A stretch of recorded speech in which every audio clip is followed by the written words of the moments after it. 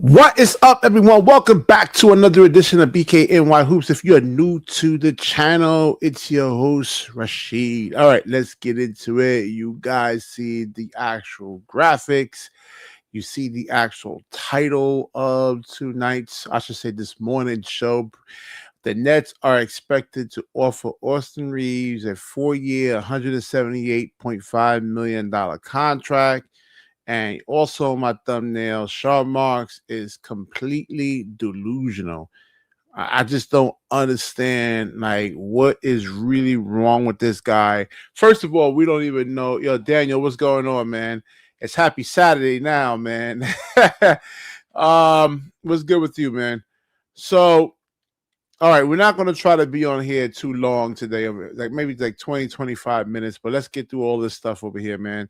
So let me see. Which one am I going to go with over here? There's a whole bunch of articles, and it could be Austin Reeves' agent actually putting this out here because, again, like the Cam Thomas situation, which I accurately basically said that he'll be playing in China for like 2 years and he has no value. I just don't see what team, especially like a contender, like they say Detroit's interested now, would really be interested in the Brooklyn Nets. I'm sorry, would be interested in Austin Reeves. So Austin Reeves, in terms of value, and I looked at this, what can he do for the Brooklyn Nets? Absolutely nothing. The roster that the Brooklyn Nets actually has, for one thing, is already too guard heavy. You already have a whole bunch of guards here.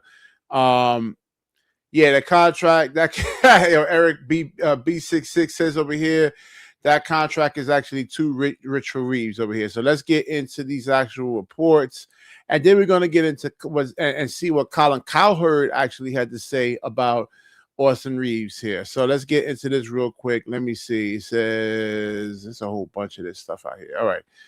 Lakers reportedly believe defensive concerns of Luka Doncic and Austin Reeves backcourts are overstated. And this is really the real problem I would really want to get into with like Austin Reeves is his defense, man, and his offense too. I mean, there's some offensive concerns here, but like mainly is the defense. Look at around the league, man. This is not hard, all right? Look at around the league. Look at Dylan Harper. Look at Stephon Castle. And look how they actually guard.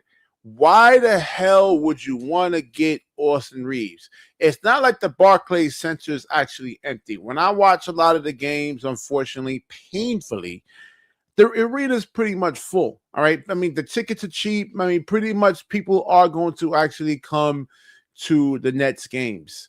And if you're expecting some type of buzz with Austin Reeves, you're not going to really get that. All right. The New York media is not going to just talk about the Brooklyn Nets. And like the New York Knicks probably is going to win a championship just because Austin Reeves is actually there, man. And it says teams emerging as a Austin Reeves suitor in free agency. And let's look at the Brooklyn Nets over here. Let me see if this is showing up on screen. Let me blow this up here. Hold on. Let me stop sharing. Let's see. The Spurs actually beat themselves, man. That's what happened. They actually really beat themselves. We'll get into that a little bit later, though. I mean, they were up, I think, 16 the first game. Second game was like anybody's game. Third game, I think they were up by 12 or 13. They were up by a substantial lead. In the fourth game, they were up by 29 points. I mean, they pretty much just gave the game away, man. They beat themselves. Okay, let's get into this one right here. All right. So it says the Nets are expected to offer Lakers a max contract. And it says the Brooklyn Nets are hoping to make significant improvements to the roster after finishing the 2025-2026 NBA seasons with a lowly 20-62 record. How is this improving the team? I just don't understand it. This is not improving the roster. You're not going to win. You'll win another 20 games. He just, oh my gosh, man. And it's multiple reports. So it's not just like one report. It's a bunch of reports. So maybe this is actually true. It says multiple front offices around the league granted an amenity to freely discuss an opposing player Expect Reeves to have interest from the Brooklyn Nets with a 4-year, $178.5 million contract expected to be offered. Wrote of the Nets and the Los Angeles Lakers. This is propaganda right here, man. I honestly really don't believe this over here. Now, if Reeves stays with the Lakers, he's eligible to sign a 5-year deal worth $239 million. But if he signs elsewhere, he can sign a contract with 4 years and $178.5 million. It says Reeves, 28, is coming off his best season of his 5-year career as he averaged 23.3 points, 4.7 rebounds, 5.5 assists, 1.1 steals per game, 49% from the field, 36% from the three-point line. But, okay, the numbers are actually fine. So he gives you 23-something points per game, but then he gives up 30. He gives up 32-something points a game. Now, again, this isn't the 1990s, guys. In the 1990s, you can actually take a player like Austin Reeves, and they had so many guys that were, like, let's say, offensively challenged. All right, so I could take Austin Reeves and put him on a Sam Perkins, right? Sam Perkins would just go out there and look to shoot 3-pointers. He's not a guy that's going to take it to the rim. He wasn't no like Paolo Banchero at the power forward or center position or Jokic or anything like that. I mean, he wasn't really looking to score. He was just looking to space out pretty much. But like in today's NBA, I mean, there's so many skilled guys at almost every single position. For example, Jaden McDaniels, who averaged like 13, 14 something points a game. If you leave Austin Reeves on an island, let's say with Jaden McDaniels, he's going for 30 something points on extremely high efficiency. It's not like, that like Austin Reeves can make a lot of these guys take more shots, like 30 shot attempts just to score 30 something points. No, Jaden McDaniels will go for like 30 on like freaking like 17, 16 shot attempts. He's really that bad defensively, and you actually have to send help, and that leaves these 3-point shooters wide open. Thus, you're not going to win with a guy like Austin Reeves. All right, so let's hear what Colin Cowherd actually has to say about Austin Reeves. This is it right here. All right, hold on. Is going to command on the free agent market. Now, that's what his agent wants you to think, but I think his agent here is right. Over $40 million a year. That's a lot of lettuce. Now, Reeves has averaged 23-5 during the regular season, but in the playoffs and in the regular season, he's sometimes hurt a lot. So the way I look at Austin Reeves is, for 25 of the 30 teams in the NBA, I may sign him. But the Lakers are different. They've got 17 banners. They remain the biggest brand in the league. You don't have to always pay top of the market. Pro athletes love the LA weather and love what LA, the entertainment capital of the world, does for their. So like 25 out of the 30 something. I don't believe that. I mean, I don't think Orlando needs him. Detroit doesn't need him. I mean, you're looking at OKC, how the roster's constructed. You're looking at San Antonio. You see what Stephon Castle's doing in the playoff. I know they're losing right now, but again, like the Spurs are pretty much beating themselves. They should easily be up 3-1 in this series. Easy. But again, like there's a lot of coaching issues. All right, that's another topic. But I don't see it's the same thing like Cam Thomas. I was analyzing this for almost like a year and some change.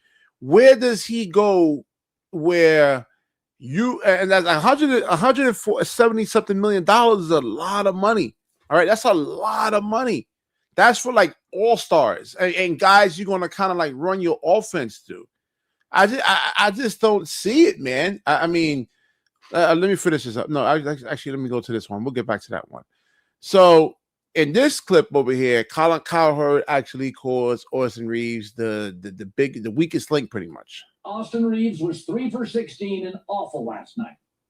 Nobody cares about the injury. And was great coming off an extended knee, hyperextended knee, game 1. Embiid, his appendix burst. He's been great. Cade Cunningham had a collapsed lung. Missed 11 games. Cade Cunningham, nobody cares. He's great. Austin Reeves last night was dreadful. 0 for 10 on uncontested shots. Nobody's done that in this league since Draymond Green 3 years ago. I understand his popularity. He's undrafted, the headband, he's scrappy, he gets a little bit better every year. Seems like a great kid. He was awful. And here's what happens. You see his limitations. So when a team picks on you, they're not doing it in the abstract. They have watched film on you. Last year, the T-Wolves, Chris Finch and a great staff, watched film on Austin Reeves and attacked him. He was bad. OKC watched film on Austin Reeves, saw him as a weakness and attacked him, put ball pressure, multiple turnovers. All right, and it was last year too. I was watching a game between OKC and the Lakers, and LeBron James was off the floor, and Austin Reeves was the primary ball handler, and he just barely couldn't bring the ball up like just to the half court line in terms of the pressure that they were actually putting on him. All right, so I just don't. I mean, when you got LeBron James playing next to you, or you got Luka playing next to you, yeah, I mean, it's easy for teams to really kind of like not put that much like pressure on Austin Reeves, but like on this Nets team, no, hell no. I mean, he's gonna be the main guy, the main focal point. If they pressure him 94 feet, I'm telling you, he was turning the ball over. And Colin, how many times you guys actually hear me say in terms of scouting, film and everything, all right? Again, this is not the 1980s. It's not the 90s. They have film, high definition, 4K resolution film on you. They can study your game. They can break your game down to the molecule. And he's really undersized. I mean, I get it. He's 6'5", but look at his actual physical frame. All right. I mean, he has no definition. He can't. I mean, and then he's slow. It's a 3-point shooting league now. You have to be able to get out there on the 3-point line and run guys off the 3-point line. He's not athletic. He's not explosive, especially on the defensive end. So Sean Marks is really, really, really delusional. I wouldn't even touch him. I get it. You actually have to spend the money, but I rather, if Austin Reeves will not, and I'm not saying that there's no ifs, he will not help you win any type of games. All right. You'll probably get an extra 22 games. You come back with this roster with Michael Porter Jr. It's not helping anything. All right. Nothing. It doesn't make any sense whatsoever to give Austin Reeves that kind of money, and he's not going to help this team win at all. It's going to be in the same type of situation. He's another Cam Thomas, but just a little bit better of a passer. But yeah, I said Jaden McDaniels. Definitely, man. I mean, I've seen Jaden McDaniels go for like 30-something points. Depending on the type of matchups and everything, man. All they got to do is just spread the floor out and attack Austin Reeves. All right, let me get the link in for you guys over here, man. To come in. Yeah, man, this is actually crazy. Let me go through comments there. Jonathan, get on up in here, man. But yeah, the Brooklyn Nets are definitely like Sean Marks is the worst general manager in NBA history. If the Nets do sign Austin Reeves, I'm definitely done with the Brooklyn Nets, man. I mean, this is crazy right here. All right. So, Jonathan, what do you think about these reports over here, man? It's full-on delusion. I think the Lakers most likely keep this guy. Listen, for Sean Marks, this is basically I have no plan. I throw money at the kid who chucks threes because that's the only thing that Jordan would like about this kid is he shoots threes. Everything else about his game, he's not going to be able to do. Defensively, he's so bad. Like, you get to get this guy on his team, he's not going to take the Nets far anywhere. Maybe you get the 10th playing spot. Barely, I'm saying barely. But keeping Reeves and MPJ together who could make a combined 80 to 100 million on this team, it just makes no sense. If you're going to use your cap space, try to get pieces that you don't have to like overpay and try to build something a little better than that. Like Reeves is not going to make this team any better than what it is. And first of all, he needed LeBron James at 41 to beat the Rockets. In those 5 games he returned, he had 21 turnovers. And not to mention his playoff career, he averages 16 points. I'm giving the guy a $45 million salary max for 4 years to do that. when the chips are down? Nah, I think What are you doing? honestly, he's either worth a vet minimum or get him out the league, man. I just don't see any type of value he brings to the team, especially if you're seriously trying to consider winning. And if you look at the way the Spurs and OKC is actually constructed, if you really want to win, then you're not doing it with Austin Reeves. You got to match. Basketball's about matchups. You got to match up to those kind of guys. You can. You see what Nas Reed did to that kid a year ago? Like, dude, it was like steamroll. Yeah, I should have prepped with that. Look, like, this is what people got to realize. People say Darius Acuff would be a bad choice. Acuff is a better playmaker than Reeves. Yeah, Reeves averages 5 assists, but not as a primary option. He's had Luka for most of his time. I know there's a few games here or there when LeBron and Luka weren't available. He had that one 50, 60-point game. That's a small sample size. You're asking him now to come to a new team that doesn't have a LeBron or a Luka, and this guy's automatically going to drop 25, 7, and 5. Come on. Like, he can drop 25, but it's going to be on 25 shot attempts, 30 shot attempts. He's not going to be efficient. It's going to be a lot of turnovers, and look at the playoffs, especially in this final series. Pretty much, you miss a shot, like let's say one missed shot, one bad shot, it's almost like a turnover. You're also playing 4 or 5 basketball. Defensively, he's not even going to get back to his matchup. So it's like you're overpaying the guy, and you're also losing a piece on your team defensively that you can't hide. You cannot hide Austin Reeves, unfortunately, because one, he's not a primary playmaker. You can hide a potential defensive liability if they're a solid playmaker, but this guy is not known for being a crazy playmaker. He can playmake, but not as the number one guy on a team you're overpaying. So if you get this guy on this team, it's Joe Harris 3.0, man. Like it's going to be that bad, unfortunately. He's going to stat pad. This might be one of the best stat patterns in Nets history. But if you expect, I think a healthy Joe Harris has more value to a lot of teams than Austin Reeves do, because like Joe Harris can actually play without the basketball. Austin Reeves, he needs the basketball to be effective. He doesn't do no off-ball cutting. He just stands there and watches, and then he's a he's average 3-point shooting. Undersized, non-athletic guys, they need to be 40-something% from the 3-point line.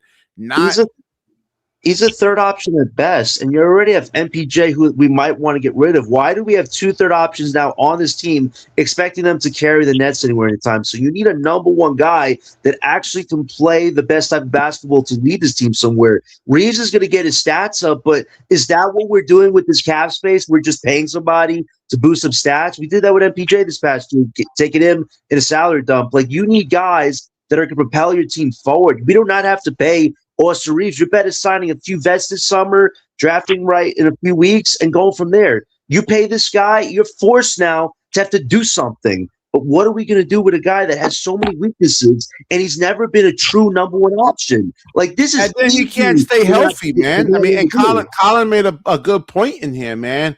All these guys in the playoffs had injuries, worse injuries than Austin Reeves, and they played. So I don't know, man. We've seen the sample size of Austin Reeves and multiple playoffs. You got Gary up in here, man. Gary's going to vouch for this guy. I already know it, man. Oh, my God. Austin Reeves? You know damn well I'm not vouching for no Austin Reeves. God dang Austin Reeves. Good. All right. So again, listen, like the NBA is like essentially going out there. You playing pickup basketball in the park. Again, if we go out there, we get slaughtered, all right? And I say, I got next. I'm not picking you, okay? We get our ass kicked. I'm not picking you, and it's happened to me before. The other kid. Let's say we all get smoked, we get slaughtered. They ain't picking me again. They're gonna try to look for new players. So, like, we seen Austin Reeves the last 3 years in the playoffs. He's been abysmal. They like Colin was just saying, they attack him. They got film on him. They know his weaknesses. He has a lot. He doesn't have any type of impact positively to a roster. He's just not that guy. And I don't know if you guys saw this hypothetical trade. I think Scoop created or somebody fed it to him. Like, there was this crazy hypothetical between us and the Lakers. We're going to take on Austin Reeves, DeAndre Ayton, Jake LaRavia, and their 2031, 2033 picks. And guess what we're giving the Lakers? Nick Claxton, okay, Terrence Mann, okay, Zaire, and we're giving them our 6th pick. You tell me I'm giving you my 6th pick for Reeves and DeAndre Ayton. Like, this stuff has gone way too crazy with Austin Reeves, man. You do not have to do that. This is crazy. I got some good news today. I was talking Chris Mannix, the Sports Illustrated writer. I was talking to him today at the Bam Rodriguez weigh-in, and he was telling me it doesn't matter. The Lakers are going to match whatever the Nets offer them. They'll figure out the cap. The Lakers are going to keep. They're going to match Austin Reeves. And Austin Reeves will be back with the Lakers. Well, I mean, Rob. I think the new ownership group in the Lakers have to step in, man. I mean, and fire Rob Pelinka because. I mean, why would you sign a guy? Rob Pelinka. He got Luka in here. You can't fire him. Luka's not that good. Are you watching? Wait, hang on. Nah, he's not that good. It's the same thing. BK, I love you. He's one of the 10 best offensive players to ever live. Yes. If you put Giannis next to Luka, man, that team's probably Luka's not that good, bro. Nope. BK, come on, BK. Listen, a lot of that stuff is foul baiting, and then like he tries to draw unnecessary cheap fouls on his defenders. Now you can't be physical with him. But I seen it when the referees swallow the whistle, he struggles, man. He does. Hang on. Let me ask you a series of questions. Was Paul Pierce any good? Yeah. Did he get a bunch of cheap fouls? He wasn't foul baiting.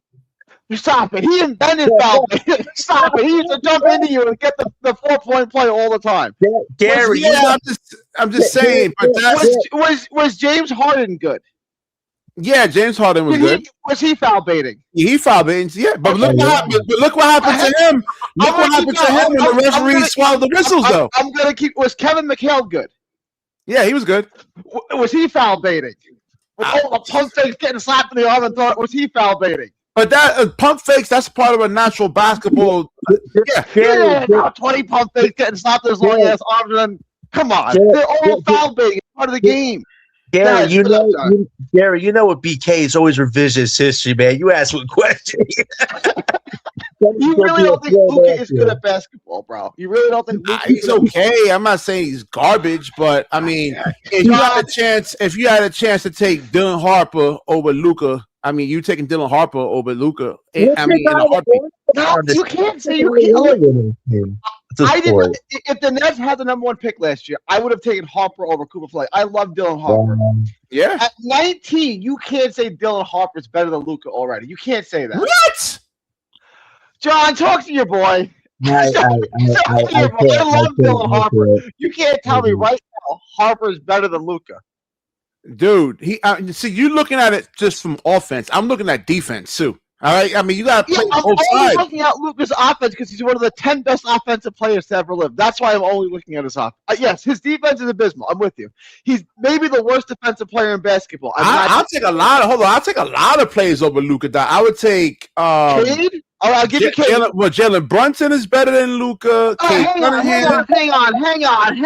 I love Brunson. Hang on. Stop. If you're going to beat up Luka for his defense, you got to beat up Brunson for his defense. No, but Jalen Brunson, if you're watching these finals, he's trying. He's putting effort out there. Now, you know what? Listen, Luka last season was #1 in blow-bys. How you gonna win like that? I'm granting it. He might be the worst defensive player in basketball. He might. Wait, BK. Didn't Luka have to go through actual competition to get to the finals? And didn't Brunson have to go through? I don't know, the Hawks, the dumpster fire Philly, and the Cleveland Cavaliers to get to finals? Remember, Joel Embiid was hurt. All right, and that changed their whole offense around. And they could. The first game, you saw what happened. Embiid was 80%. I think Philadelphia takes the Knicks. Ain't had nobody to guard Embiid. The point is, Luka actually had a tougher run to the finals in the crazy West, whereas the Knicks, they got lucky this year. Let's go West. They got lucky. They had all the easiest matches. They had the Celtics or Detroit in those first 2 rounds. Completely different result potentially. Well, hang on. We got to be fair. Can I speak now, please? Celtics. Go ahead, Harlem. Yeah, go ahead. Can I speak now? So, John, I know you're getting ready to get off. So, and just before you do, You're a dick sucker, bro. Come on, man. Why you gotta do all that? Why you gotta do all that? Nah, bro, it is what it is. He's a dick sucker. You are irrelevant. Yeah, bye. Get off. Keep being a little kid, Come on, dude. stop, Harlem. Chill. Nah, stop. You know why? Keep playing the YMCA and losing your sport. Here's the thing, hey, right? You let this dick eater come on here and hate, bro. And you despicable too, BK. Real shit. You know what I'm saying? He do this shit all the time, bro. He hates all the time. Like, yo, dogs, I get it. He's a fan. Knicks, he's a Nets fan. He don't like the Knicks. That's what I'm wrong with that. No. But you do the same thing, bro. You come up here, you meat eat, you hate. Yo, bro. How I'm hating? Stop it, bro. Right? How I'm hating? Come up here and constantly, you guys are pathetic, bro. You feel me? And I'm just gonna say y'all pathetic. Y'all hate. I'm gonna tell you how, right? You came up here all last year, right? Y'all gave every excuse on why the Knicks ain't shit. The Knicks would lose to this team. The Knicks would lose to this team, right? They beat every fucking body last year, right? Except Indiana that Gary predicted, right? Cool. They beat Boston. Y'all said they wouldn't. They beat the Pistons. Y'all said they wouldn't, right? They come back this year. Oh, the Knicks is it's ass and all the right. We beat everybody. I never said they were ass. But hold on. Let me finish. We beat everybody in front of us. Yo, the Hawks got better talent. Smoke the Hawks. Philly had everybody playing. Beat no, Philly. they did not. They had Jordan beat them play. He played one game. We swept them, nigga. He played one game. He played one game, Harlem. We swept them, nigga. Then we played the Cavs. He played one game. Hold on, your bitch ass came up here. Yo, who gonna stop Mitchell? That swept them, nigga. Then you came up here again and said, yo, San Antonio we are winning. Win 5, nigga. In y'all got that. Listen, I'll give you the Cleveland. Hold on. I'll give you the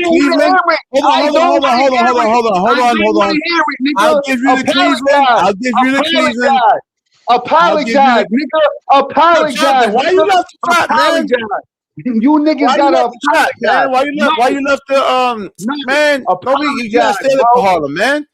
Come on, fuck that, nigga. You live in New York City. No. Don't try to stop the corny shit, BK. Stop like I'm bullying that faggot. Feel me? He come up here and fucking hate, nigga. Hey, what's the language, man? He came up here. Y'all came up here and y'all discredited the Knicks, and the Knicks is over exceeding odds. You came up here and stood on your nuts, BK. I'm talking to you, nigga. You came up here, you stood on your nuts, and you said the Knicks don't have a fucking chance against the Spurs. We up 3-1. Apologize, nigga. I don't want to hear your listen, man. Listen. Apologize, nigga. Apologize. I'm not apologizing to anything, man. I'm not. Nigga, you was wrong. You was wrong. Listen. You was wrong, nigga. You was wrong. You was wrong, nigga. I'm moving your ass, nigga. You was wrong. LM, where you at? We'll get back to the Knicks. What do you think? What you got on the topic, man? Austin Reeves. This is like a big talking point tonight. It was all over the news. Sean Moss expect to offer Austin Reeves a 4-year, $178 million contract. What do you think, man? He helps or what? Let me just say this to you. Your take on Luka Doncic is wrong, bro. You bugging. Luka Doncic is nice. I don't know what the fuck you talking about. You bugging. Shout out to Gary. He know what he talking about. You bugging, BK. Nah, man. Hell no. And what up, Gary? I'm sorry. I just had to talk my shit. You know what I'm saying? Because these niggas been wrong about my Knicks, Gary. Fuck out of here. I'm a Nets fan, but I'm not a Knicks hater. They've been hating on your Knicks. Well, here's the thing, Gary. I know. Don't say they, because I was supporting Mike Brown from the very beginning, and I was supporting my boy Brooklyn Bridges. No. Yeah, still support him. This is why I never come at. This is why I never come at Gary, because Gary kept it fair from the beginning, bro. He don't say no bullshit. Like Breezy, right?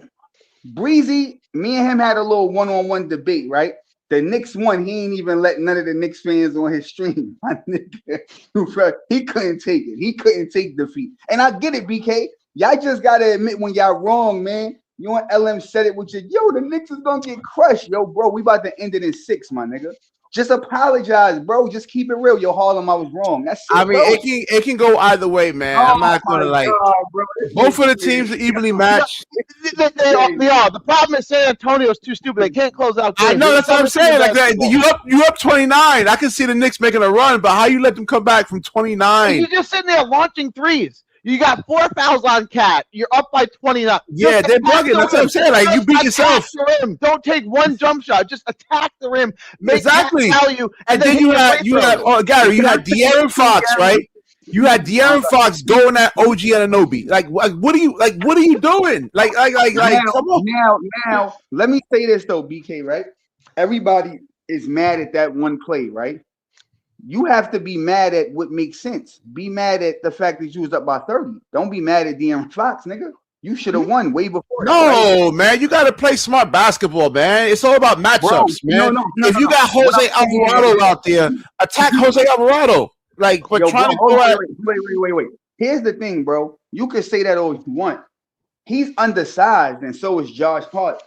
But them niggas is animals out there, bro. So it's not like but like you got Dylan Harper in the game. He doesn't get a shot. I mean, he was cooking all night. Let me just say this to you, BK, right? Y'all keep harping on Dylan Harper, bro, right? You know what your mistake is, BK, when you talk about basketball? What's that? You talk about Pacific players, bro. Breezy and you have the same talking points. Yo, who's gonna stop this nigga? Bro, it's a team game, bro. No, I mean that's what the Knicks has been doing. Team defensively wise, they've been packing the paint. No, right. But I'm saying it's the Spurs versus the Knicks. It doesn't matter what Dylan Harper does, bro. The Spurs. Yeah, it does. If you have Jose, hold on. If you have Jose Alvarado guarding you, like give him the ball. Like, are you crazy? Like Jose Alvarado don't have a prayer stopping Dylan Harper. Like I was watching one game, right? This is why I say the Luka Doncic is garbage. I was watching the Detroit things like that and try. Hold on. Listen to what I'm saying. Listen to what I'm saying. Hold on. Let me finish.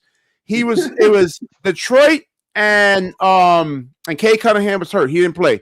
But right before the season ended, Luka Doncic is playing point guard. LeBron James is being guarded by what's that? Roscoe Jenkins, dude, a 6'5", 6 foot. Who the hell is Roscoe Jenkins, bro? Who's that? I think that's his name, Jenkins, though. But he's like an undersized player, and he's guarding LeBron. And you have a Short Thompson guarding Luka, and like Luka took 30 shots, and I'm like, yo, LeBron has the matchup advantage right there, man. He has a 190-pound guy guarding him. Like, give him the ball all day. Now, this is what I'm saying. I'm gonna say this, BK. Next, like I already know you're not gonna come up here when the Knicks win. So of course I am. I've been doing a lot of Knicks shows. What are you talking about? No, you're not. You a hater. You're not gonna come on. It's all good. I already know you, bro. But so I'm gonna say this while you're on now, right? Because I know I'm not gonna say it to you on that day. Next Tuesday, the New York Knicks will be celebrating the first championship in 53 fucking years. I want to say congratulations to my New York Knicks. I'm proud of them. Yo, Gary, I appreciate you for not being a fucking hater. BK, you're a fucking hater. Watch the language, man. Too many F-bombs. Sorry. BK, you're a hater. John, you're forever a hater. LM Breezy, you're haters. You feel me? So, yeah, all of them guys over there is haters. I'm only giving credit to Gary because he kept it somewhat real. The rest of you bozos, I'm not giving y'all no credit, bro. All right. We'll get back to that. What about this Austin Reeves stuff, man? Wait.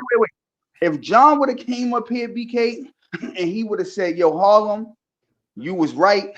The Knicks won. I wouldn't have disrespected John. Feel me? That's all I want, bro, is just to be honest. I just don't like. Come on, man. You know John is a big teddy. At the end of the day, Jonathan is a big teddy bear, man. So come on, man. But his whole thing was, right, his claim to fame was the Knicks gonna lose, right? Every series. Yo, they didn't beat the Hawks. Yo, they gonna lose to Philly. Beat Philly. Yo, they gonna lose to the Cavs. Beat the Cavs. Yo, they gonna lose to the Spurs. Oh, man, like it's luck. Like, come on, bro. At the end of the day, come on, bro. No, BK. And you got to tell him, yo, John, stop hating. Give credit. But you're not capable of doing that because you a hater. No. I've been doing shows. I just said I want the Knicks to win. On the last show I did, I want the Knicks to win. I said if it can expose Sean Marks on how bad a general manager that it was to Joe Tsai, how Jalen Brunson, that was a horrible shot, bro. OG saved the OG and Anobi. He saved the Knicks, and he might have saved the season because it could have went. Oh, he's 7, definitely bro. Finals MVP. If he don't get Finals MVP, something is wrong, man. You know damn well they're giving it to Brunson. Though Brunson already got the award, assuming the Knicks win. Like you already know. Yeah, but I mean, listen, without OG's contributions.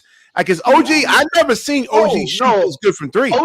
OG should get the award, but you know it's a media-driven award. They're giving it to their guy Brunson. Yeah, yo, that was. They're already calling him the greatest Knick, even though his field goal percentages has been horrible. And I'm like, come on, man! Like it's a team sport at the end of the day. Give OG some props. I didn't expect OG to shoot like this from 3. I mean, that's because I mean OG like for his career. Is like a 13, 14 point a game scorer.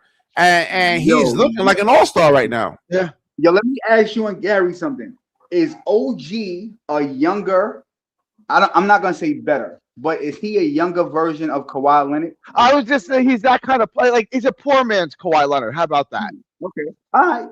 Yeah, Kawhi gives you more ball handling, more playmaking, better playmaking. It's the same thing. Like you've never seen Kawhi Leonard do something stupid, right? You've never seen Kawhi Leonard take a horrible shot or make a horrible decision, right? And he gives you everything. OG is like kind of the same. He's not as good as Kawhi, but he's kind of like the same player. You never see him take a horrible shot. You never see him get a ridiculous turnover. You never see him getting cooked on defense. He can guard 2, 3, 4, no problem. Like he's just kind of like Kawhi, but not as good. Only thing I wish about OG, Gary, is the same about Kawhi. If they was like a 6'10" forward, they would be more of a problem, bro. They just undersized at 6'7", but if they was like 6'10", like Ben Simmons height, they would be like a problem. You feel what I'm saying? Because I think Kawhi is better than Bam. You feel me? What do you think? You said Kawhi is better? Yeah, I think. I mean, yeah, Kawhi. I mean, Bam has value too, though, man. Yeah, but Kawhi is like a perfect player. Yeah. All right. So let me ask you something, BK. If Giannis don't go to Miami, would you trade Bam? Because I think it's time to trade Bam, bro. You can't keep bringing back the same players and keep going to the play-in, bro. That shit is like a waste of his time. I mean, defensively, at that 4 and 5 position, they'll be really, really good.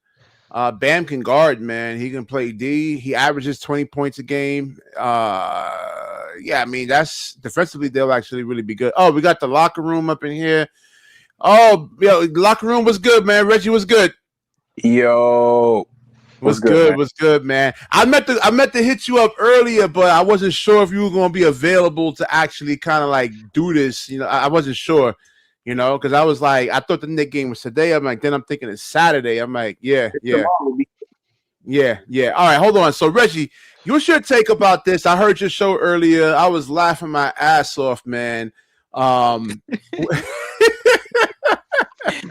Yo, this would be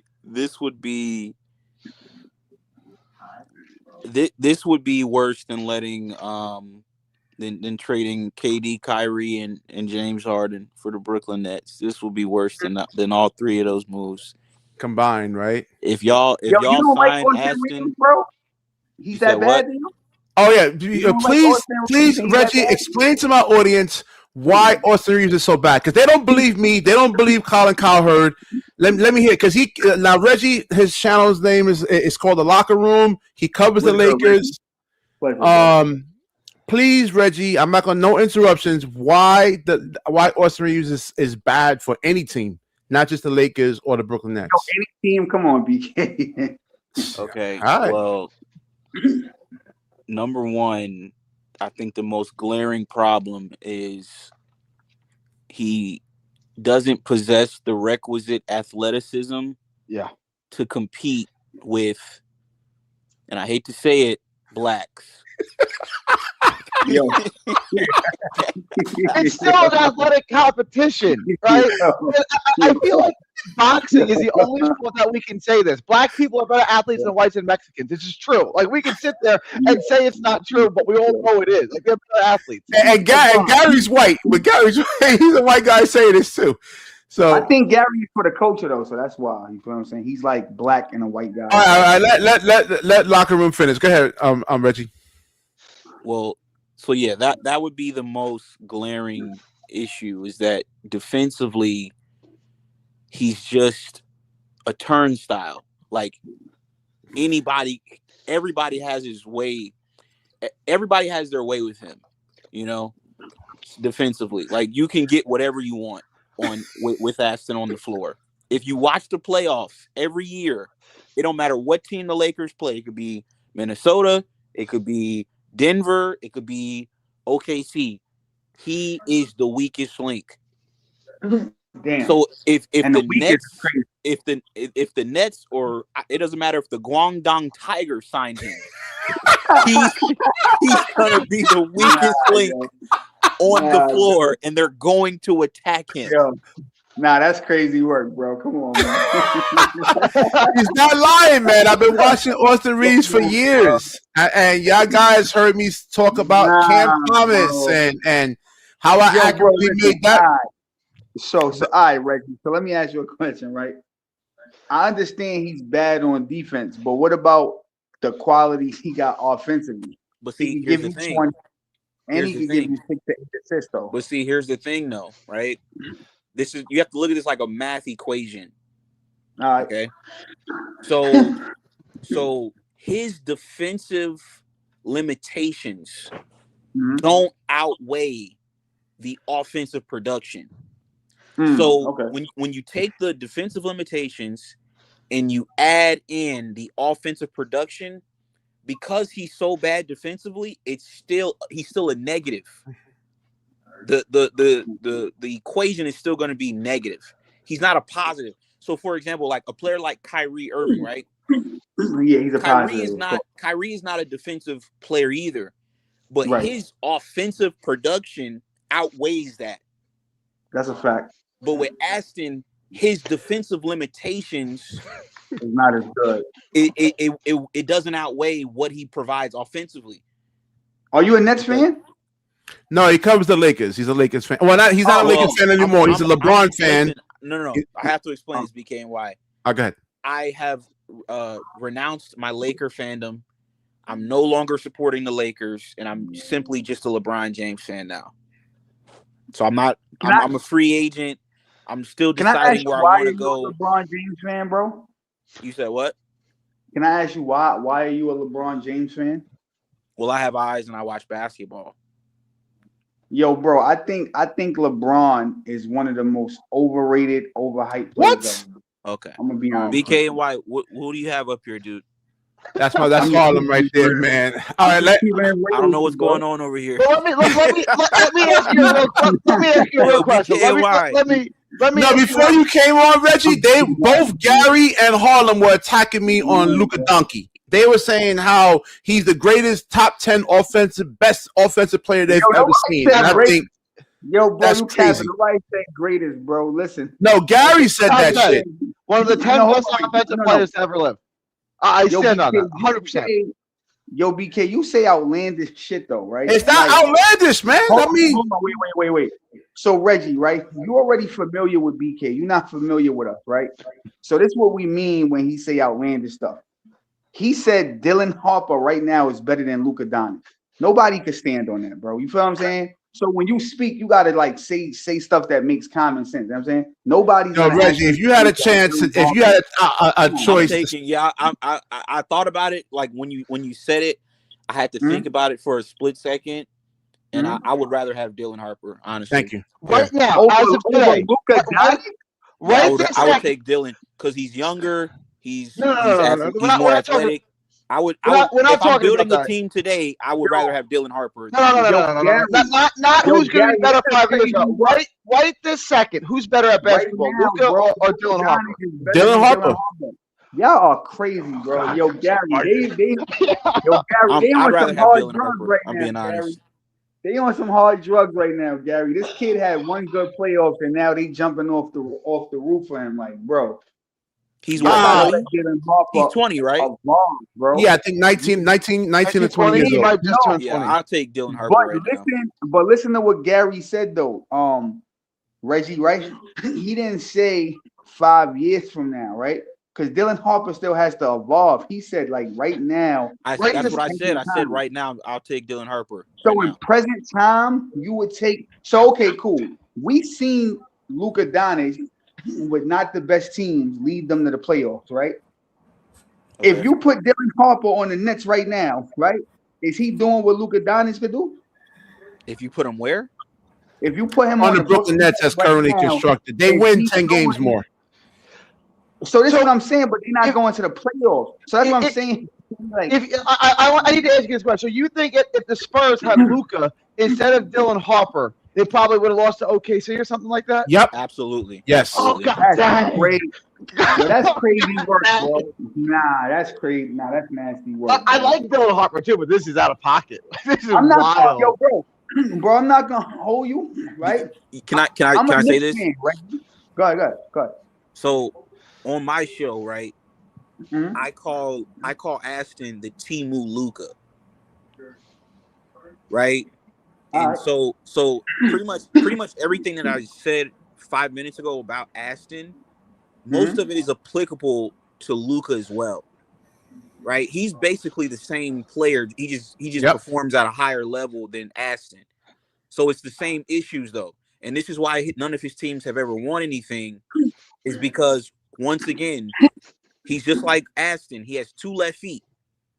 He doesn't possess the requisite athleticism to guard blacks. Yo, that's the reality. I want to ask you a question, though, Reggie. Right? That's the reality. So if you replaced De'Aaron Fox, right, with Luka, do the Spurs beat the Knicks? Or rather, scratch Luka. If you took De'Aaron Fox off the team, right, and you made Dylan Harper the starting point guard, do they beat the Knicks? That's what they're eventually going to do. They're going to get rid of Fox and make Dylan Harper the starter. No. Well, that contract is, I don't know. That contract is really bad, though. I mean, I know he has value. De'Aaron Fox has value. I'm talking about right now, though. I'm just saying, like, right now, if they say, yo, Fox, we ain't playing you, Dylan Harper the starter, you think that would catapult him over the Knicks? Because everybody's talking like Dylan Harper is like the it guy. There's nobody on the Knicks that can guard him one-on-one. I think he's outplaying Fox. I do. I believe that. I think he's outplaying Fox. At the end of the day, BK, right? You know why you be wrong on so many levels? Oh, man, you just don't like the answers you hear, dude. No, because all of these guys, bro, right? Like Cooper Flagg had a pretty good year, right? What's the white kid on the Hornets and he was shooting the hell out the ball? Con Kneppel, right? He had an amazing season, BK, right? They got a better roster. No. Listen to what I'm saying. Can I ask Reggie, can Con Kneppel guard the blacks too, or can he not guard the blacks? Con Kneppel? Yeah. He can guard the blacks. That's the rookie, right? That was the rookie. He's a better defender, I'll say. Right. But see, the thing with Con too is Con Kneppel, he has an elite skill set, which is shooting. So, like, to me, when I look at like Aston and Luka, like they don't really, to me, offensively, it's crazy when people be like, "Oh, Luka's like a great offensive talent." Yeah, because like to me, I watch him every night, and he really is just spamming threes and foul baiting. Like that's his game. You know what I mean? So, but like a guy like Con Kneppel, like he has a skill set. You know what I mean? Like he can shoot. Like Reggie, he's one of the best shooters in the league. Reggie, Jalen Brunson right now is the best point guard in the league, right? I feel like he surpassed SGA, in my opinion, right? But if you feel different, they're 1 and 2, right? So those are the top 2 right now. You can't name 8 other point guards that you could definitively say is better than Luka Doncic. Well, yeah, huh? Yeah, go ahead, Reggie. Or Cade Cunningham. So if you're gonna like slim it down to like point guards, I'm gonna be honest with you. Let Reggie respond to that. Hold on. Let Reggie respond to that. Well, I mean, if you're just gonna slim it down to point guards, like you're saying that, so you're saying Luka's a top 10 point guard? Absolutely, bro. It's not like Brunson and SGA. I think is better, but it's not 8 other point guards that you could definitively. Cade, So listen Cade to the is word. definitely better. Cade is better. Yeah. I don't SGA is agree, but better. yeah, Brunson. Okay. Cade, I I would don't take think Cade Cade. is better because Cade hasn't won a playoff series yet. Luka has done that, bro. So like to say Cade is better, like that's kind of blasphemy. Well, it is Yeah, but blasphemy like because he Cade hasn't gives you done it. everything Luka gives you on offense almost, and he play. I'm not saying he's Tony Allen defensively, but Cade gives you solid defense. Luka gives you horrendous defense. I would take I Cade just over think he Luka. gotta win. I just think he got to win first, Gary. You gotta win a playoff series first, bro. He's won Luka's 8 won like series. 3 He or 4 won 8. Yeah, I get what you're saying. Luka's carried a team He to a conference finals and a hasn't won. finals. Cade hasn't Yeah. won nothing. Let But Cade to win say, first, and then but we to can Didn't have they go say, to the that. second round? Didn't they hold beat on. Orlando? He won Hold one on. series. Yeah, he won Oh one yeah, series. Yeah, he's won a series, and to say that Luka carried when he had Kyrie Irving, and I'm taking Kyrie Irving over Luka as well. I am too. Dang. I would do So- that. Yeah, right. Okay. There's a lot of players, man, and Luka just doesn't play. He could Nah, play. it's not a lot of players. Nah, you see, the Cade thing is debatable for me, right? Kyrie Irving, to me, is really more like a 2 guard than a point guard, right? I don't think Curry is better than Luka. I Oh don't no, think Curry James is definitely. Harden Oh, that's crazy. Come Curry is on, definitely bro. better. You. Listen, man. You smoking that John pack tonight, man. Come on, Curry's don't no, do that. no. Because here's the thing, BK, right? If you're gonna harp on defense, right? Curry doesn't play no defense. Yes, he does. Curry, But you he want to does know? not You play want to know what defense. separates He doesn't. Curry? You want to know He what doesn't. separates Stop Curry? lying. Curry What? has an elite skill set, which is shooting. What, shooting? Yeah, Yes. bro. But you all right. But if that's the case, right? Then you can't discredit what Luka's elite skill set is. Yeah, well, but Steph, Steph is not going to lock anybody down, but at least he plays passing lanes. He gets steals. Luka doesn't do that. He doesn't even try. Terrible defensively, bro. Curry can shoot, and he doesn't play. I'm saying Steph will still get steals. He still can play passing lanes. You're looking at Curry from 5 years ago. Right now, 37-year-old Curry is pretty bad defensively. I would still take him over Luka Doncic. Let me say this though. Curry, yeah, I would still take Curry too. Let me say this though, because I think a lot of you guys you get distracted by the inflated stats. Yep. But you have to pay attention to how much Luka is dominating the basketball and his usage. To me, I call it when I watch Luka, to me, he's ball hogging from his teammates. Everybody do that though. Yo, Reggie, remember that game right before the season ended, and it was Detroit. They didn't have no Cade Cunningham. They should have won that game, and Luka, LeBron was being guarded by the Jenkins kid, that 6 foot, 190-pound guy, and you had a Short Thompson. Who are you talking about, BK? And backup point guard, man. Jenkins, bro. Roscoe Jenkins, I think, or Roscoe Jenkins, whatever. It's Dennis Jenkins. Dennis Jenkins. Okay, so LeBron was being guarded by him, and then a Short Thompson was guarding Luka. He took 30 shots and lost that. I said, "Yo, you got Jenkins. Give the ball to LeBron. Like, what are you thinking? Like, I just he was ball hogging. He slows your offense down. BK, that's what I'm saying though, because I know how most fans are, right? Most fans got lives. shot 30 times and then like he took 30 shots. No, right. But I'm saying, but you're defining him as a player off of that one game. That's crazy, bro. I'm not defining his basketball IQ. He has horrible basketball IQ. Yo, BK, the man is arguably probably like the best playmaking point guard. Oh man, y'all guys are highly suggestible, man. I mean, y'all just listen to what the media says. Bro, how am I listening to what the media say, bro? I've watched the man. Because you gotta play. Yo, this is not football. You gotta play defense too, man. All right, cool. So let me say this though. Go ahead, Reggie. Go ahead. Let me say this. So, Luka this year, he led the league in. I believe he led the league in usage. He led the league in free throws, 3-pointers, and field goal attempts. Okay. So when y'all talk about he's the greatest and all that, you got to take all that into consideration. I never say he's the greatest, bro. He's honestly, realistically, ball hogging from his teammates. And that's why his numbers look so gaudy.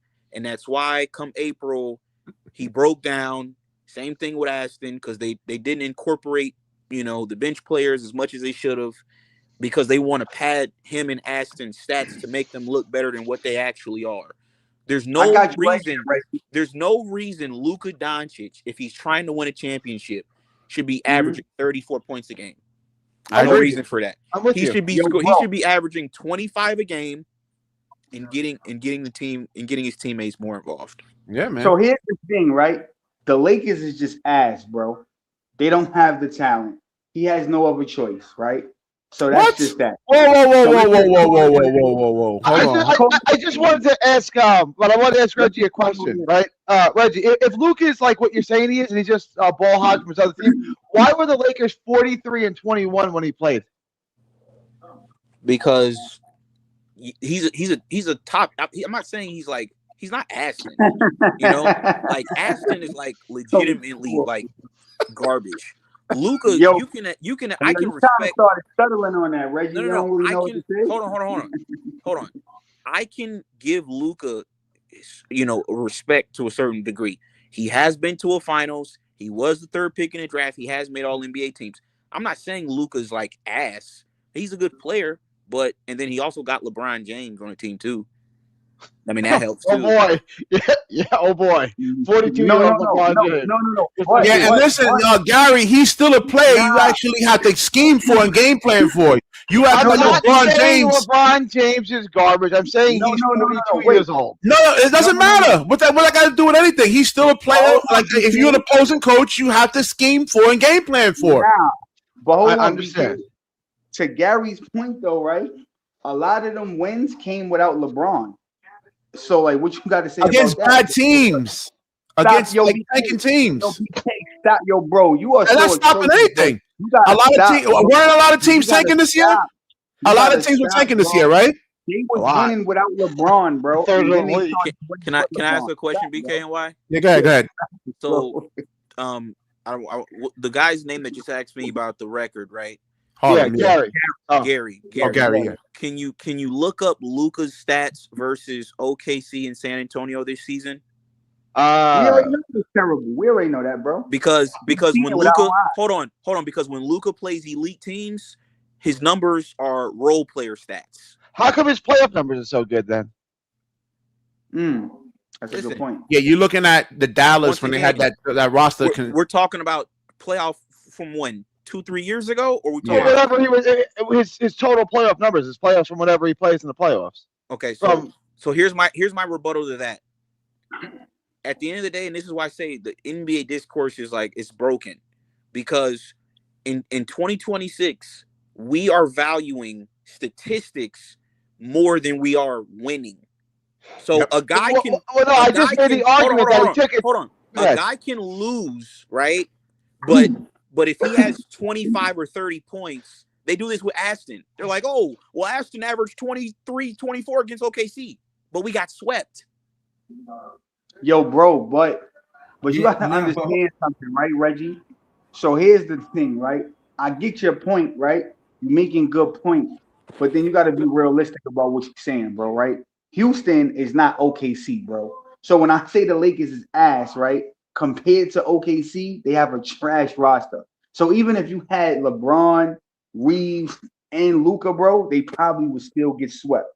So you have to have adequate talent around. So I understand you like Luka got to get people involved, but you have to have the talent, bro.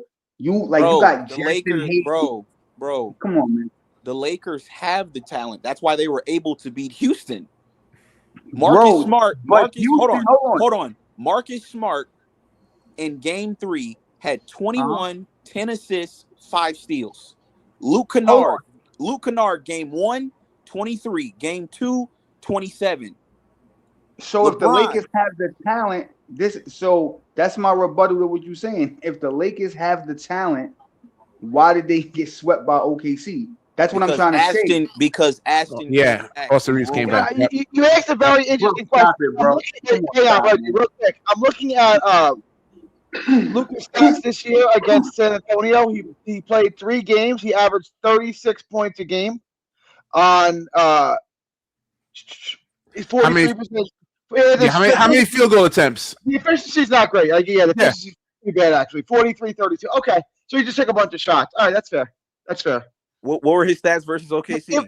I'm trying. Okay, let me get OKC. I got San Antonio. He averaged 36, so that was like eye-opening, but it was from very bad shooting. It was on 42-32 splits.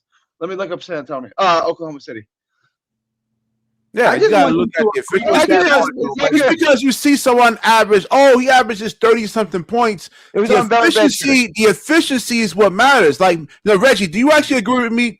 Missed shots are like almost like turnovers now, right? If you're watching these playoffs. But BKNY, what was the record versus San Antonio though? They lost, right? I didn't say. Hold on, Gary, look it up. Yo, Reggie, that's what I'm saying. That's what I'm saying, bro. Yeah, 1 and 3. Okay. So this is why I'm not understanding what you're saying, Reggie, right? How are you not saying they ass if the competition against good teams they're getting their ass with? They don't have the talent. So you trying to compare a Houston team to an OKC team is crazy work, bro. Houston is not OKC, bro. That's what I'm saying. If the Lakers had better pieces, they could compete. Bro, so you can't. The stats against Oklahoma City are real ugly. 15 points a game. And the shooting the shooting's really bad. Gary, it's Gary, 3 games that's though. OKC though, bro. Yeah. That's not. What's the record? So Gary, Oklahoma City is better than LA. I grant you that. San Antonio is better than LA. No one's arguing that. So you're not going to beat teams consistently who are better than you. I grant you all that. No, his stats. You're right. But like when you I'm just telling him that, Gary, because he's saying I'm saying that the Lakers roster's ass. He's saying that they're not ass because they beat Houston. But I'm like, they got swept by OKC, so that proves what I'm saying, that they're ass because they're not beating the good team. You can't compare Houston to fucking OKC. Bro. You're not listening. I literally told you the Lakers' playoff run was stifled when Aston returned. Bro, you can't blame Austin. Come on, bro. Stop. Why not, Harlem? Bro, they would have got swept even if Austin Reeves never came back. Bro. OKC would have swept them regardless. Don't trust Harlem, bro. Don't put y'all cool with not having Austin Reeves on this team, right? I don't want Austin Reeves. I don't want Austin Reeves. Seriously, Harlem half a Knicks fan. You don't trust Harlem, bro. Yo, you're not gonna do that, right? All right. I mean, what you got to add to? I mean, you think? I think I heard your input on it already, man. In terms of like, you don't want Austin Reeves. Bro, hold on. I just wanted to say I get a lot of my content from Reggie. I tap into, I listen to his content, and I'm telling you, bro, he do not like Austin Reeves, but he break down why he don't like Austin Reeves. And I'm saying all I have to say. I've been saying this before that when we was debating about Cam Thomas and Austin Reeves. I was watching Austin Reeves from then. And I'm saying all I have to say to make him come here to be a number one option. That shit is a negative. And I said on my show all the reasons why, bro. And watch Reggie old lives about Austin Reeves. You nigga call him Aston Reeves. This shit is hilarious, bro. I'm telling you, he is not he's gonna come here. He's not gonna be no good defense. Him and Yego in the backcourt for defense. That's barbecue chicken. Who you trying to get them, bro? And this is what I'm saying. Like everybody. Nah, bro. I rather draft a guardian. I just like you said. Like I think I was listening to Reggie's show earlier. Tobias Harris. I'd rather get someone like that. And no, bro. Said Tobias Harris. Listen. Austin Reeves is not going to help you win. He's not going to help you win. Bro. So why you want to pay him? I would take Austin Reeves over Tobias Harris, bro. Tobias Harris ass, bro. Remember, Harlem is half a Knicks fan. He trying to infiltrate us and give us a bad roster, bro. Do not listen to Harlem. I'm telling you. Listen, when it come down to like if Harlem succeed in helping us get Austin Reeves, he's gonna be a hero with the Knicks fans. We are supposed to be the last line of defense, not to let the Knicks. Bro, I'm telling you, listen to Reggie content. And again, like I told you, I watched Austin Reeves since Cam Thomas versus Austin Reeves, and I seen Cam Thomas outscore Austin Reeves. And it was a one-on-one situation where LeBron wasn't there. That's why it was so important. Now I'm saying that to say, he had the green light to be the number one option for the Lakers. If he was such a star, the Lakers would pay him. Let's just start there. If he was such a star, the Lakers would pay him. Oh, yeah, right. What's the end? Because there's reports saying the Lakers would match let me any offer though. What reports? BK and Wahoo? BK and White. Let me say this too. and this is why I pray to God Nets fans don't get hoodwinked and bamboozled. The reason why Aston is able to look serviceable is because he's had LeBron James, Anthony Davis, and now Luka Doncic. He's never been on a team where he had to fight and win games without that level of talent. Yep. We've never seen it. So if you think you're going to put Aston on Brooklyn and there's no LeBron, there's no Luka, there's no Anthony Davis, and you're going to say, hey, buddy, you got to go win us ball games, you'd be fucking insane to think that he could go do that. I was watching him last year, right before the playoffs ended, the previous season against OKC, no LeBron, and he couldn't. They were pressuring him 94 feet. He was turning the ball over. He couldn't even bring the ball. He barely dribble. Yeah. So Reggie, let me ask you a question, right? I'm not even being funny. So if you were Sean Marks, you think you could do a better job? Absolutely. Sean Marks is arguably the worst GM in the damn game. Thank you. We agree on that. Nah, because I think he sucks too. But when fans say he's horrible, then I start to ask myself, well, do the fans really think they could do a better job than him? Than Marks, yeah. The most GMs are than him, yeah, he's terrible. I mean, but I hate when people say that. I hate when people ask those type of questions because y'all think that just because a person is in a position that they like are just automatically like good at it or they're qualified. Like exactly. a lot of these people in these positions are there because they are friends of people. It's nepotism. Nepotism. They know people. Like it's not that they're actually good. Rob Pelinka is Kobe's agent. He's not actually good at being a GM. He's just Kobe's friend. I just feel like if you say no Austin Reeves, right, you have to have a backup. I haven't heard nobody on here give a backup. If not Austin Reeves, then who's your backup? You talking about for the Nets or for Lakers? Yeah, the Nets. Yeah, it's just there's nothing. Sean Marks destroyed the team, dude. I agree. There's no way out of here. I said this before the draft. The only way to save this team was to fire Marks before last year's draft. Wait. They're not firing him, Gary, right? Then you're never going to win with that. He has no clue. He's clueless. So that's what I'm trying to say. So if not Austin Reeves, I haven't heard none of y'all give a backup option. If not, hold on. We didn't have the number one option was Diego in his second year, and then whoever we draft at the point guard.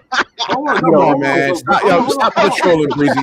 Stop patrolling, man. I got a guy that can't guard the black. Hold on. So hold on. You think the Brooklyn Nets is right for quitting on Diego in his second year, and he did? He's garbage, man. You don't see. The dude can barely handle the ball. I don't want to say he's garbage, but like, what is he as a player, Breezy? He's not a point guard. No. Let's call it like it is. He is garbage. That's it. Come on. Look at Stephon Castle. Look at he's not as good as those guys. And then compare him to Diego. This is not hard, guys. Come on. He's not as good as those guys. Bro, you asked me, he's a catch. Then how are you going to win? Get rid of him. If he's not as good, he doesn't match up to those guys. Find someone else. Can I ask a question, BKY? Yeah, go ahead. To everybody, because when I did the show earlier, somebody in my chat, they came in and they said New York City is the DEI capital of the United States. The DEI capital? The DEI capital. So my question to y'all would be, I don't know. Somebody just said it. I don't know why they would say it. But bro, they saying that. They say I seen a meme. They said that because you got Jose Alvarado, he's Spanish. You got Jalen Brunson, he's Jamaican. You got Cat, he Dominican. You got Shamit, he from wherever he from. You got the Brooklyn Nets. You got Diego, he from wherever he from. Saraf, wherever he from. Wolf, like all of these. Nolan Traore from France. Like, yeah, that's why. But the reason why I said that is because when I was doing the show earlier, I pulled up y'all roster. Oh yeah. And I noticed there was a lot of white guys there. So I'm like, is this a strategic play by Brooklyn to get Aston? I don't know. That's what I'm asking. Yeah, I mean, he got a bunch of guys that just you got Diego, right, Reggie? And he definitely can't guard the blacks. For sure he can. Nah, he's Yo, garbage. listen, BK. Hold on. Hold on. Quick question. I mean, you got Reggie, the Reggie dude. definitely Yo, said Reggie, we got Danny Wolf who came and post up a point guard. Yo, I was you, watching hold him. on, I hold was on, like, yo. did you see that Jimmy Butler? That Jimmy Oh Butler? yes, so that white boy. Yo, Reggie, let me ask you a question, Reggie. So yo, BK, we know how you feel, so don't jump in. Yo, Reggie, how do you feel about Nick Claxton, bro? Is he a good player in your opinion? No. I mean, come on, that's just an insane Yo. question. That's just an Yo, insane bro, question. I don't think Nick Claxton is as bad as y'all make him seem, bro. Come on, man. How many shows I did on the nigga, man? Stop. That's insane I'm to just ask. saying, BK, Why? like, Let's not even waste our time having that. I already did like man. 15 shows on the nigga already, man. Like, crazy, come on. bro. Nicholas Claxton, like, come on, that's crazy. He's not even a real center, man. How you gonna be Reggie? How you gonna be a 215-pound center? Make it make sense. I mean, Yeah, he is in the NBA, BK. So the Reggie point, he could be serviceable. I feel like. No, he's not. He doesn't give you He can't shoot. He can't. Gosh, come on, man. Like when defenders are dropping on him. Let's say if you got Wemby, you playing in San Antonio. Wemby's in drop. Why? If Claxton's on top, it makes it easier for Wemby to actually recover. he's like Hardenstein, like yeah. He's kind of like Hardenstein, but Hardenstein got I don't think Hardenstein is bad though. He's not a bad player. No. He's not even like that, Reggie. He is like China. I mean, he's garbage. Yeah. He's complete garbage, man. He's a 215-pound center. Most centers are 260. Hardenstein got more bricks in his pocket. Yeah, and he's bigger and stronger. Nah. He's not garbage, BK. Like he's still in the NBA, bro. He's not garbage. He might not garbage. Garbage. Bro, you gotta stop. You gotta stop with that mentality, bro. Like, just because somebody is in the NBA, I mean, like, do you see niggas like Aston? Like he's a door dasher. He's not supposed to be there. Yo, y'all just crazy, yo. Hey, yo, true, man. I'm just telling you facts, man. So the problem is you listen to a lot of mainstream sports talk media, and those. I don't even listen to them, BK. I just. Well, you have their talking points. You're saying exactly what they're saying. Because I just don't think I feel like if he's in the right system, he can be okay. Dude, let me ask you this real quick. If Nicholas Claxton was 5 inches shorter, would he be in the NBA with his skill set? No, probably not. No. So he's only in the NBA because he's tall. Yep, and athletic. Yeah. Well, we can't say that because Bobo is in China, so I can't even say that, bro. You feel me? To be honest, and I think Bobo is way better than Nick Claxton, but he's out of the NBA. No, so, he got other issues though. Like he's aloof. Oh, okay. So yeah, but I mean, hold on 1 second. Hold on. Claude, how does that help the Brooklyn Nets, man? All right, how does Claxton might be not be a good center, but he's a survivor, made millions. The bottom line, how's that help the Brooklyn Nets? What is he's a survivor? What does that mean? I don't know, man. How does that help Brooklyn? Shout out to my guy Claude, man. Claude was good, man. Claude's my dog and everything, man. Like, come on, man. That just doesn't make any type of sense, man. Come on. Are you guys serious about winning, or you got? Yo, here's the thing, BK. You asking us the wrong questions. You need to ask Sean Marks. Is he serious about winning? Like, that's the question, bro. Is he serious? I honestly believe that he's getting paid off by James Dolan. Yo, that's crazy. Yo, you gotta stop, bro. Reggie, I might be wrong on this, but I swear he's getting paid off by James Dolan, man, to really to sabotage this team because we know billionaires do not like competition, man. I can give you a whole bunch of examples. Hold on, BKY Hoops. You on to something. You know why? Because the Knicks drafted Sean Marks. The Knicks drafted Sean Marks. You know that's a conspiracy theory, man. No, it's not a conspiracy theory, man. Look what James Dolan when that Jet Stadium back like 20 years ago when the Jets were trying to go to the West Side. How much money did James Dolan spend to sabotage that whole Jet Stadium on the West Side on the Hudson Yards over there? He spent almost $500 million. But Hoops, you know that's a fact. Sean Marks was drafted by the Knicks. You know that, right? Yeah, all right. I didn't know that, but you know, that's a fact. Cool. That's what I'm saying. So if we going by your logic, right? Okay. Then after the Knicks win the championship, if we going by your logic, the Nets shouldn't be ass anymore because We already won a championship, so it's no need to like sabotage them, right? Dude, look I'm at saying Reggie. You went over the talent earlier, man. You didn't even know any of these guys. You couldn't pronounce half their names. I'm telling you, man. The only two dudes on y'all roster that I knew were Michael Porter Jr. I remember Zaire Williams because I think he slapped Luka in a game. I remember him. And then Danny Wolf, he went viral for being ass. So I remember. Yeah, and that's what I'm saying. The team has no talent, man. I mean, How you I'm feel surprised they about- honestly even won 20 games. You a diehard Nets Reggie, fan. you How would say feel it's the about worst them talking roster in the about NBA, right? And that's It is. They have no stars. Even Michael Porter Jr. Yeah, I mean, it's the worst definitely. roster in the They only have one pretty good player. That's it. It's so bad. yeah, he worst? doesn't look. I don't know. Yeah, he doesn't look to make anyone better. Like Michael Porter Jr. is playing for a contract extension right now. He's not even trying to play to win. All the numbers he was putting up, he's due for a contract extension. Yeah. He was playing contract basketball this year. And that's exactly what Aston is going to do if y'all sign him. He'll put up fake numbers, and y'all will win probably 2 to 3 more games than y'all won this year. I'm with you. Let me ask you. Yeah, you're right. But If I gave you two choices. Now, I just want to say, MPJ, his trade value going to be up. He like Detroit Pistons, they pump fake last year, and they really needed him when, you know what I'm saying, down the stretch.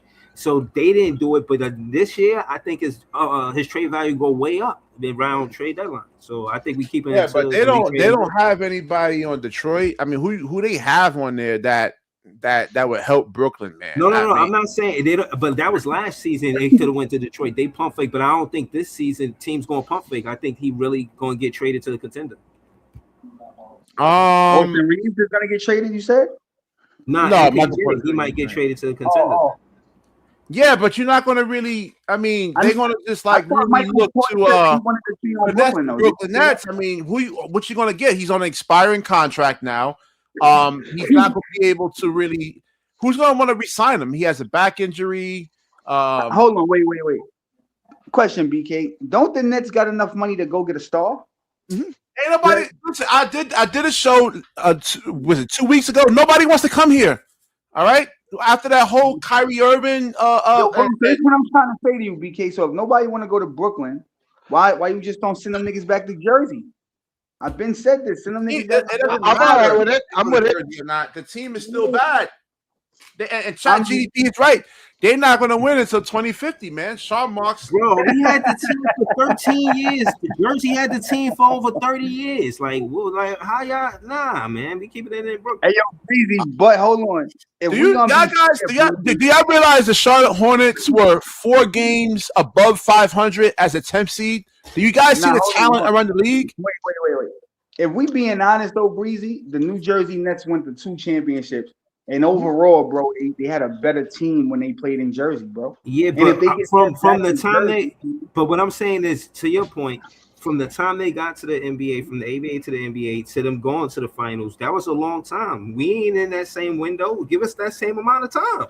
Don't you just want to? We wasn't successful that first run, and now y'all want to switch it and go all the way back, bro? They just mirrored the Penn Station for business. They got nothing. Hold on. I think a lot of fans is taking it personal, but it was all business. It's just about access for the fans. It's for fans access. That's why they mirrored it for Penn Station. Right? You could get You could get to the Barclays from just the same way everybody could get to Penn Station. It's the same way for the Barclays. That's all they did. So you know what I mean? It's business. It's nothing against Jersey, man. We supposed to be together, right? Man. Uniting. Wait, hold on. You 40 plus, right? You probably won't see a Nets ring until you damn near 65, bro. Bro, hopefully. Your whole life, bro. Yo. No bullshit, bro. I'm 38. Yeah, go ahead, Richie. See no chip, damn near 70, bro. That's crazy work, Breezy. Go ahead. Can I give one more reason why it makes 0 sense to sign Aston? Y'all are projected to take a guard, right? So tough, right? So if y'all look at what happened this year in Dallas, the injury to Kyrie directly impacted Cooper's development in a positive way, because now he's able to have the ball in his hand and he's able to develop. I don't think it makes sense for y'all to sign Aston.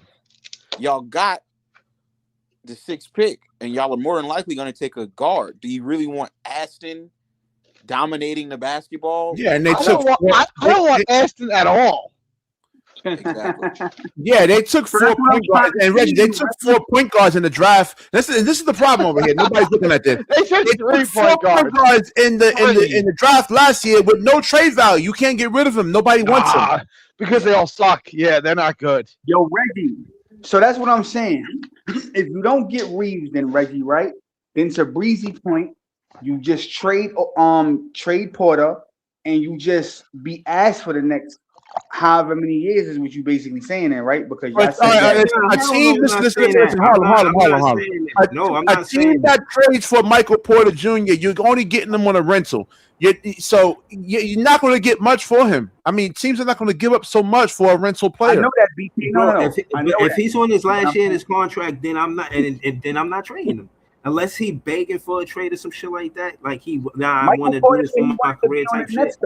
Nah, I'm letting him as a veteran NBA champion run with the rookies. I'm letting him run with whoever we draft, and I'm letting him run with Yango in the second year. Harlem, I'm not man. Dude. To your point, if you don't think we're going to get a lot of, if you want to go ahead and watch that trash, like that, I'm not watching that, man. I'm not watching that. I'm just saying, I'm not watching. You keep saying you're not watching it, but you're doing Brooklyn Nets shows, so clearly you watching it. I've been doing a lot of Knicks shows. If you notice, I haven't been doing that many Brooklyn Nets shows. Yo, bro, listen. Don't do this, man. Come on, BK. We need you, man. Yo, listen, man. It's about the players, man. I mean, the only reason why I was a Nets fan for so many years, they always had a player that I liked since 1994, 95. That's the only reason why. There's nothing here to watch, man. I mean, it's not interesting at all. It's hard to watch. You might have to show up with a bag over your head, Breezy, because go ahead, Ricky. Hold on. What's that going on? Yeah, go ahead, Ricky. Do you because I do like Darius Acuff. Do you think y'all will be able to draft him? You think he's falling to 6? I think he'll fall to number 5. I think the Clippers will probably get him before. I heard that they said he. Let me see the draft. Let me see the pecking order. Hold on. Let me see something here. If he's number 6, is that going to change anything, Reggie? In your humble opinion? Yeah, you'll have somebody that you can, that you could build around. You could start something. Is he good? Is he working? I never seen him. I think I did a video on him. They say he like an AI from what I've seen. He's small. He's small. Like a little AI. And I'm still putting back the broken pieces of my psyche when they had like Seth Curry and Patty Mills, these small, undersized guards. I'm still putting together the broken pieces of my psyche back, man. I'm terrified of seeing a small, undersized guard. Hold on. So hold on, BKNY Hoops on the Draymond Green show. Acuff was talking to Draymond Green in the podcast, and basically he said he was watching Jalen Brunson in the finals. So if he get the co-sign from AI, he said he watching Brunson in the finals, and you said you was covering the Knicks. Like, what's your thoughts on that? What's your thoughts on him watching Jalen Brunson in the finals and wanting to be a guard like Jalen Brunson? I mean, he's $185, man. I don't know. Let me ask you this though, Breezy. Quick question. Hold on. Answer that question. Let Hoops answer that question. Go ahead. It's the stuff that you do in college is just different on the NBA level, man. Who's that dude? Chaney Johnson on the Nets. He was saying, like, when he first this is his first stint in the NBA. And he said, listen, in the summertime, I got to hit the weight room because, like, Jalen Duren was throwing him around like he's a rag doll, and he's 6'8", 225.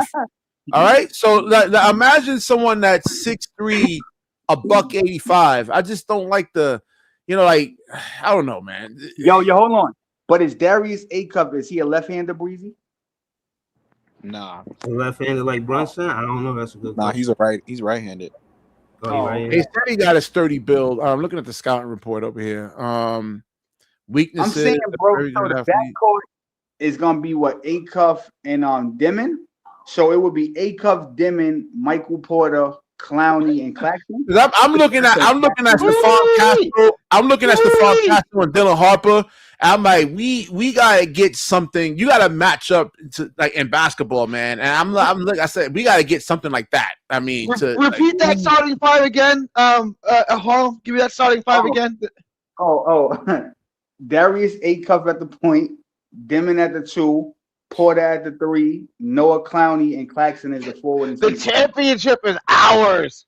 That's another thing. Like Noah Clowney's garbage too, man. I mean, I think he's China bound. What was that team that you were saying? Because I always use the Shanghai Sharks. What was the other team you were saying? The Titan.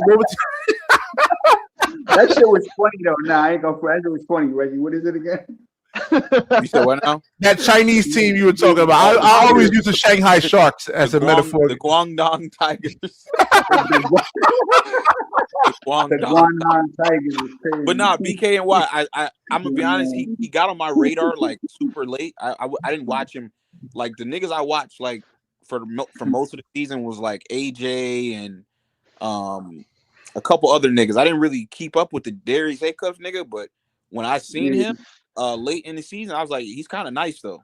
Yeah. I'm not gonna lie, bro. Like that starting 5, you went in 20. Because like even last year, I was hoping Bill Harper would fall because I didn't think that San Antonio was even going to take him. Now I was thinking probably one. I was hoping like one of the 6 players fall to Brooklyn at that number 7 slot. No, I think they picked 8, right? Yeah. So all these teams are going to pick the best available players. That's what I'm looking at. Whether they need them or not, they can just go with the best available player. I want to ask Reggie a question real quick though. Which contract would you rather have? The Aaron Fox contract or signing Reeves to that 4-year, $180 million? What contract? No question. You'd rather have Fox? Yeah, no doubt about it. So yeah. Should the Nets pursue that? Try to trade for Fox in the offseason instead? I mean, if those are your 2 choices, if that's how you're gonna spend the money. That wouldn't be I wouldn't hate that if I'm the Nets. That's not bad. Yeah, but if you're looking at San Antonio, you look at the Western Conference. I mean, they need all the firepower that you can actually get, man. So I don't know if they would even do that. I don't know if they would. I think they might consider it though because of how well Harper's playing. Yeah. So they might consider like getting off of Fox. If they can get off of Fox and spend that money somewhere else where they need it, like a shooting wing or a power forward, having that cap space to go pursue your weaknesses would be more helpful to the Spurs. And I'll say this too: De'Aaron Fox, he's been competitive as a number 1 option in the West. So him going to the East, I think he could definitely like do some things in the East. I ain't saying y'all in the championship, but he's a piece that you can, I like. Yeah, I would say he can get us like probably another 8 games or something like that. Maybe 6 to 7. Imagine getting kicked off your team by a rookie. That's diabolical. BK, I don't like how they tried to put the game all on him. No, I didn't like that. Oh, you mean De'Aaron Fox centric? They were just going pretty much. I was talking about that earlier. No, stop it, BK. Don't lie. I said the same thing Reggie just said, and you said, nah, bro, it was De'Aaron Fox for it. No, it's not. They blew a 29-point lead, bro. They should have lost. Yeah, bro. Like I told you, like I said earlier, man, trying to attack OG Anunoby. The De'Aaron Fox against OG Anunoby is not a good matchup, man. You cannot attack OG. OG a good. He was. I was watching the game. What are you talking about? I watched the game too, bro. He wasn't doing that on OG, my boy. It's not going down like that. No, and that's the problem. He was getting his shit blocked, and he wasn't like he was stopping him and making him miss a lot of jump shots. But you're making it seem like it was one play that decided the game. You're up by 30. It should have never got to that. you can't argue with Harlem on that. You blew a 30-point lead before that ever never even got to that. Y'all trying to make De'Aaron Fox the villain, like, oh, it's your fault. Bro, y'all niggas blew a 30-point lead in the playoffs. Wait, so Reggie, you're blaming De'Aaron Fox on that, right? Somewhat? No, yo, you sound crazy, bro. How you gonna blame Fox when he was up by 30? You blame De'Aaron Fox for Wemby missing a pair of free throws too? Is that Fox's fault? What, bro? For me personally, like I said, I had the Knicks. I want the Knicks. I was rooting for the Knicks. So yeah, me too. When the play happened, I got on the show after the game and I'm like, niggas is like talking about Fox, and I'm like, I didn't really pay attention because I'm just so like I was just in shock that the Knicks had came back and even made a game out of that. That I didn't even really peep what he did, but when I went back and seen, being up by 29 and losing is diabolical. Yeah, that's insane. They deserve to lose the series, BK. And let me give you. I mean, San Antonio should have had it. Game 1, they were up 16. I mean, San Antonio should be up in the series, but that's they should be up 3-1 without question, but they're not because they can't close. Well, hold on. San Antonio was up by 14 in game 1, BK. The Knicks came back and won. The Knicks was blowing San Antonio out in game 2, and San Antonio came back, and that's when Wemby missed, and they went up, right? Game 3, San Antonio was blowing the Knicks out again, and then they won. Game 4, they blew them out again, and then the Knicks won. Bro, 4 games, San Antonio then had a double-digit lead, bro, and 3 different times they blew it, dog. But this is why that shit is unexcusable. This is why the older teams, like, to be honest, San Antonio is way ahead of schedule. They're gonna be fine because they not even supposed to really be here. You know what I'm saying? This is like OKC in 2012. Right. I wouldn't make any changes. It's like, oh, I gotta break the whole team up. You know. Can we talk about Wemby? Wemby ain't got it. Like I'm not. Actually, if you look at the screen, Colin Cowherd was saying, "Oh, Wemby's the best player in the league." And Wemby, I've seen him choke. That's what I'm saying. He's not a closer. We can talk about how good he is and how he can't close. Yeah, he's not a closer. Well, I mean, the matchup, like I said, he's not going to push OG Anunoby around. He's not going to be able to move Karl Anthony Towns or Mitchell Robinson. So a lot of his shots. But to Gary's point, though, are centers typically closers though? Nope. And they can be. You don't typically rely on your center to close. But does Joker close? Did Olajuwon close? I mean, I know. He doesn't really close though. Jamal Murray closes. Sometimes, bro. It kind of depends. I get what you're saying, but he's supposed to be the dude. He's the best player on his team. No, he can't go 3 for 14 in the second half. He can't do that. You know, but I think it's kind of it's on Fox. So that's to be made. So wait, hold on. So you agree is actually hold on, let me get AP in here. AP actually says sign Austin. Let me get him on the show here. You think? Let me see. Yo, come up in here, AP. But BK, I want to say this to you, Reggie, right? Opinion, trading Fox is because of the leadership abilities, and also because Dylan is way better. Is really good. Yeah. I mean, he guards. He puts more pressure on the rim. Because I mean, I will say that it is De'Aaron's job to be the leader. Yeah. Mm-hmm. And to facilitate, cause that shit going 1-on-1 with OG Anunoby. I'm like, dude, I'm like watching the game. I'm like, what are you doing, man? Like, it's like if Lou Dort is guarding you, you know, and it's not an ego thing. It's just you trying to look for the most. I feel like most people that made that a thing were like obviously people that had the Spurs. Because like I said, I had the Knicks. So wait, hold on, no.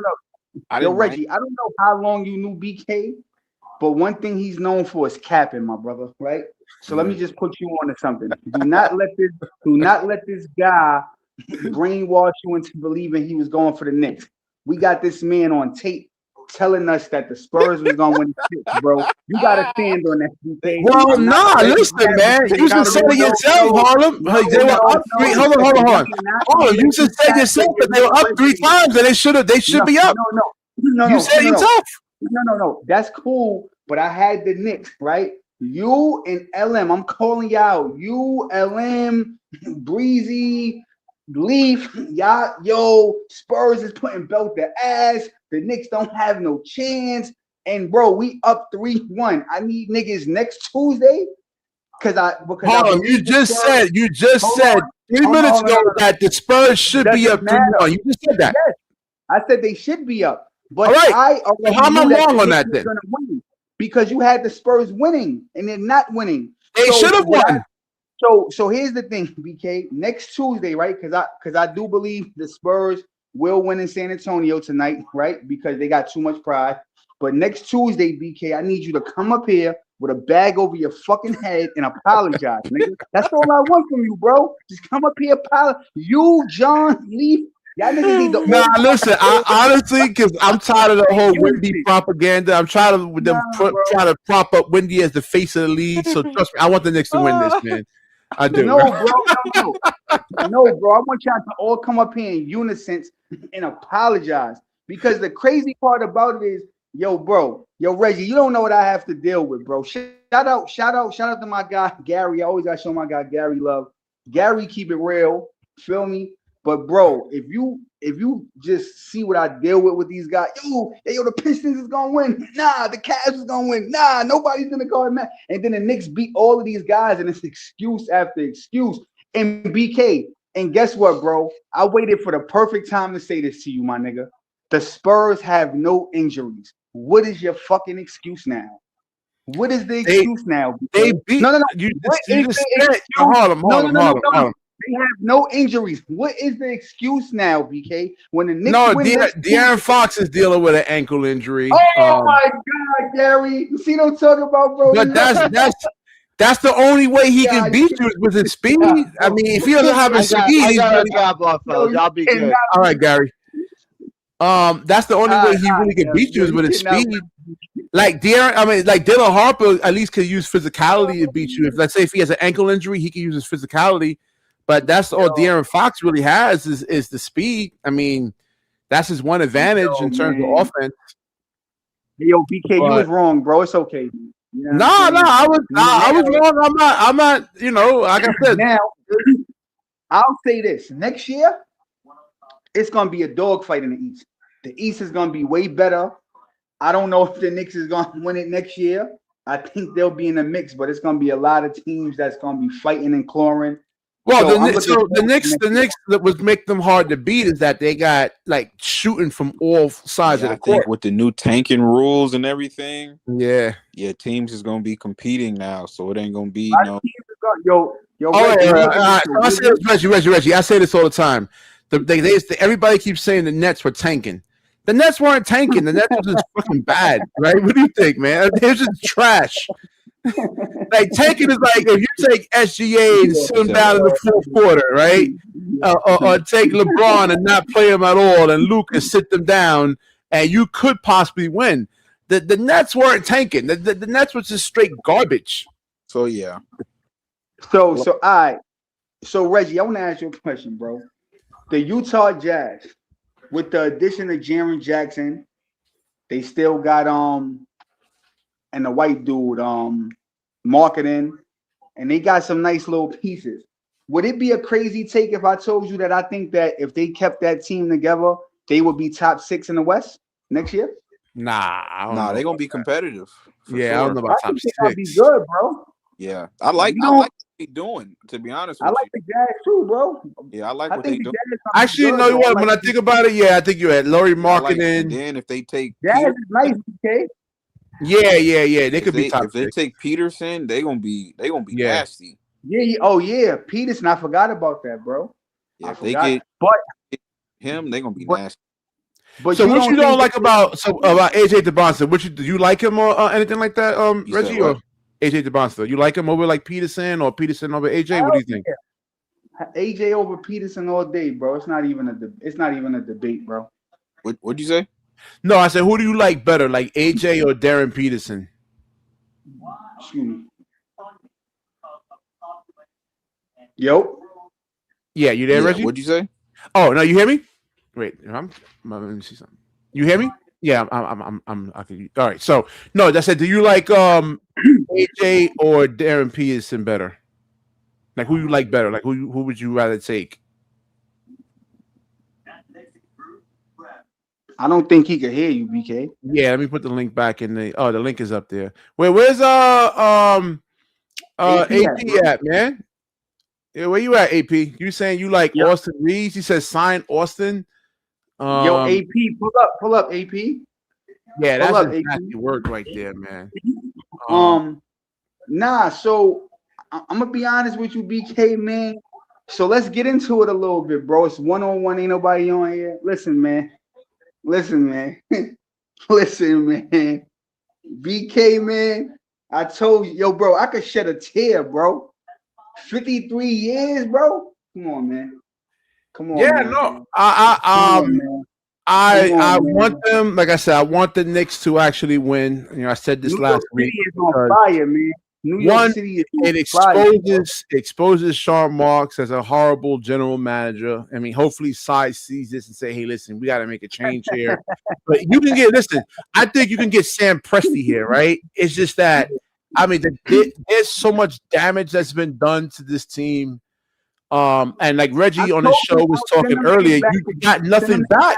Jersey, man. Send them back to Jersey, bro. Yo, bro, when the Nets was in Jersey, they was good. No, it doesn't matter if they go back to Jersey. The team is still bad, man. I mean, you're still not going to fix it. No. But if they go back to Jersey, they might do a reset, is what I'm saying. Sean Marks might not be the GM. They'll go to Jersey. It'll probably be a new GM. It'll be a reset on the roster. Like I said before, the Charlotte Hornets were like 4 games above 500. And they my guy on here? So, no, that's not Easy E. It was good, man. Yo, Easy was good, Easy. What we doing? We going to the parade, my boy?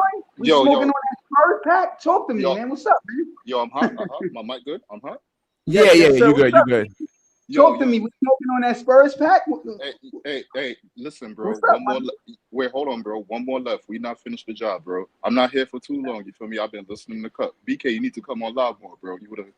Yeah, I know, man. I gotta regain the passion, man. I lost the edge. I lost the passion for the show. I feel you, but I ain't gonna stay on too long. All I gotta say is this: we got one more left. Yo, the shit I've been experiencing with the city has been some of the best days I've been in the city. Yes, sir. Talk about it.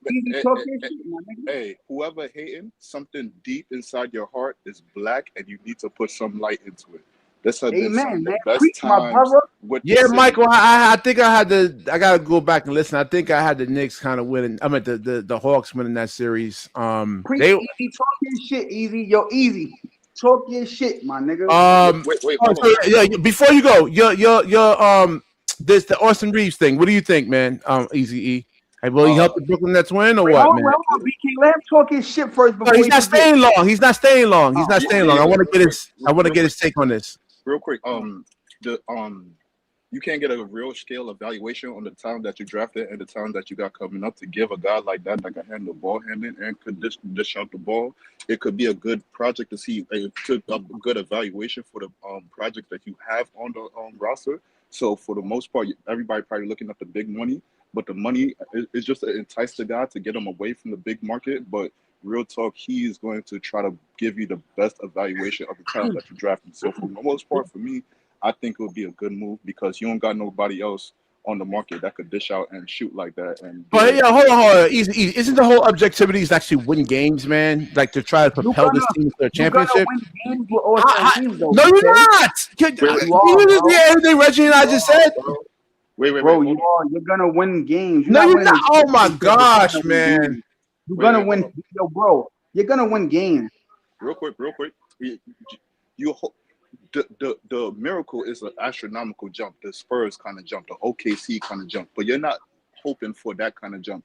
You're trying to see if you could mesh it, whatever piece that you're trying to put together to your team, if it could mesh together and result into wins. Now you're hoping to win, but you're not going to depend on bank on that you're going to win a lot. So for the most part, this guy right here is going to help evaluate your talent and hopefully uplift them. If they could get uplifted, what would that uplift look in the terms of the realm of NBA?